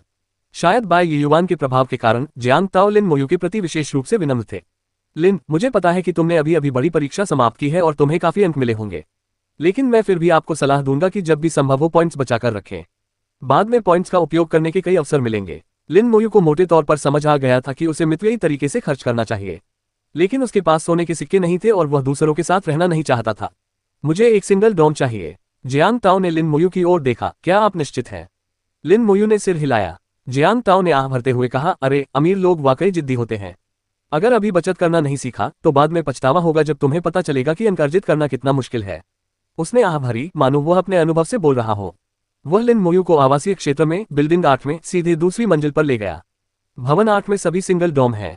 दूसरी मंजिल पर 206, 208 और 209 को छोड़कर, जिनमें पहले से ही लोग रह रहे हैं, बाकी सभी कमरे उपलब्ध हैं। आप अपनी पसंद का कमरा चुन सकते हैं। लिन मोयू ने पंक्ति में नीचे की ओर देखा और सबसे पास वाले की ओर इशारा करते हुए कहा, ये वाला कमरा नंबर 201। मुझे अपना पहचान पत्र दीजिए, मैं इसे पंजीकृत कर लूंगा। पहचान पत्र का उपयोग केवल धारक ही कर सकता था। खो जाने पर भी अन्य लोग इसका उपयोग नहीं कर सकते थे। जियांग ताओ ने एक डिवाइस निकाला, आईडी कार्ड को स्वाइप किया और लिन मोयू से अपने फिंगरप्रिंट से पुष्टि करने को कहा। एक बीप की आवाज के साथ अंक काट लिए गए। जियांग ताओ की आंखें चौड़ी हो गईं और उसने एक अजीब सी चीख निकाली। आपके इतने सारे अंक कैसे हैं? इस उपकरण ने लिन मोयू का पॉइंट बैलेंस प्रदर्शित किया। 1000 अंक घटाने के बाद 133,605 अंक शेष बचे। 130,000 से अधिक अंकों ने जियांग ताओ को चौंका दिया। लिन मोयू ने कहा, पुरस्कार दिए गए। जियांग ताओ ने लिन मोयू को ऐसे देखा जैसे वह धन का देवता हो। इसमें कोई आश्चर्य नहीं कि तुम एक सिंगल डॉम चाहती हो, तुम्हारे पास तो इतने सारे पॉइंट्स हैं। विश्वविद्यालय में प्रवेश करने के बाद से मैंने कुल मिलाकर 10,000 से भी कम अंक अर्जित किए हैं, जो आपके अंकों का एक अंश भी नहीं है। आप सचमुच बहुत अमीर हैं। ठीक है, अब से बिल्डिंग 8 का कमरा नंबर 201 आपका छात्रावास होगा। आपकी अनुमति के बिना कोई भी प्रवेश नहीं कर सकता। जब तक आप यहाँ से नहीं चले जाते तब तक कोई और इस कमरे को किराए पर नहीं ले सकता। अच्छे से आराम करो, अगर तुम्हें किसी चीज की जरूरत हो तो मुझे बताना। लिन मोयू ने सिर हिलाया, फिर अचानक पूछा, वरिष्ठ, क्या आपने लिन मोहन के बारे में सुना है? जियांग ताओ ने एक पल सोचा, फिर सिर हिलाते हुए कहा, मैंने उसके बारे में कभी नहीं सुना। आपका नाम लिन मोयू है? क्या लिन मोहन आपका रिश्तेदार है? समर कैपिटल यूनिवर्सिटी में इतने सारे लोग हैं कि किसी का नाम न सुनना सामान्य बात है। आप कल अकादमिक मामलों के कार्यालय में पूछ सकते हैं। जियांग ताओ ने और भी बहुत कुछ कहा, फिर अचानक जाने से पहले कहा, ओह हाँ, कल एक संचार उपकरण खरीदना याद रखना, नहीं तो बहुत असुविधा होगी। छात्रावास का दरवाजा बंद करते ही आखिरकार शांति छा गई। वह सिंगल डॉर्मेट्री ज्यादा बड़ी नहीं थी, उसमें सादा फर्नीचर था लेकिन वह साफ सुथरी थी। लिन मोयू पलंग पर बैठ गया और अपनी आध्यात्मिक शक्ति को पुनः प्राप्त करने के लिए ध्यान करने लगा। अगली सुबह तड़के किसी ने छात्रावास के दरवाजे पर दस्तक दी। लिन मोयू ने दरवाजा खोला, उसकी आंखों में आश्चर्य और खुशी झलक रही थी। कई दिनों से नजर न आने वाली निंग लियाई दरवाजे पर सजी धजी खड़ी थी। क्या हुआ, मुझे पहचान नहीं रहे हो? लिन मोयू ने हल्की सी मुस्कान के साथ कहा, हाँ मैं करती हूँ। निंग लियाई खिलखिलाकर हंस पड़ी, चलो मैं तुम्हें नाश्ते पर ले चलती हूँ, फिर तुम्हें समर कैपिटल यूनिवर्सिटी घुमाती हूँ। आवासीय क्षेत्र के बगल में एक विश्वविद्यालय का कैफेटेरिया था। सुबह सुबह कई लोग नाश्ता कर रहे थे। निंग लियाई ने झटपट खाने का ढेर उठा लिया। काफी। निंग लियाई की भूख पहले की तरह ही बहुत ज्यादा थी। जब भुगतान करने का समय आया तो लिन मोयू ने अपना पहचान पत्र निकाला और कहा, मैं भुगतान कर दूंगा। निंग लियाई खिलखिलाकर हंस पड़ी और उसने उसे रोका नहीं। एक बीप की आवाज के साथ 5 अंक काट लिए गए। निंग लियाई ने आश्चर्य से कहा, आप सच में भुगतान के लिए पॉइंट्स का इस्तेमाल कर रहे हैं? यहाँ तो सोने के सिक्के इस्तेमाल किए जा सकते हैं। जहाँ सोने के सिक्के इस्तेमाल किए जा सकते हैं वहाँ पॉइंट्स का इस्तेमाल बिल्कुल नहीं करना चाहिए। लिन मोयू ने धीमी आवाज में कहा, मेरे पास सोने के सिक्के नहीं हैं। निंग लियाई ने माथे पर हाथ मारते हुए कहा, अगर तुम्हारे पास सोने के सिक्के नहीं हैं तो तुम्हें पहले ही बता देना चाहिए था। इस युवती के पास तो सोने के सिक्कों की कोई कमी नहीं है। पॉइंट्स बर्बाद मत करो, इन्हें कमाना बहुत मुश्किल है। लिन मोयू मुस्कुराए और बोली, कोई बात नहीं। निंग लियाई ने राहत भरी सांस लेते हुए कहा, कोई बात नहीं, सिर्फ 5 अंक ही तो हैं। वैसे याद रखना, भविष्य में आप जहां भी सोने के सिक्के इस्तेमाल कर सकते हैं वहां कभी भी पॉइंट्स का इस्तेमाल न करें। पॉइंट्स का इस्तेमाल सोच समझकर करना चाहिए। लिन मोयू ने विनम्रतापूर्वक सलाह स्वीकार कर ली। उसने सोचा कि वह बाद में एक्सचेंज में जाकर हाल ही में प्राप्त की गई सामग्री और हथियारों को बेच देगा। कम से कम वह उन्हें कुछ सोने के सिक्कों के बदले तो दे सकता था। ये सोचते ही लिन मोयू की हथेली में एक रत्न प्रकट हो गया।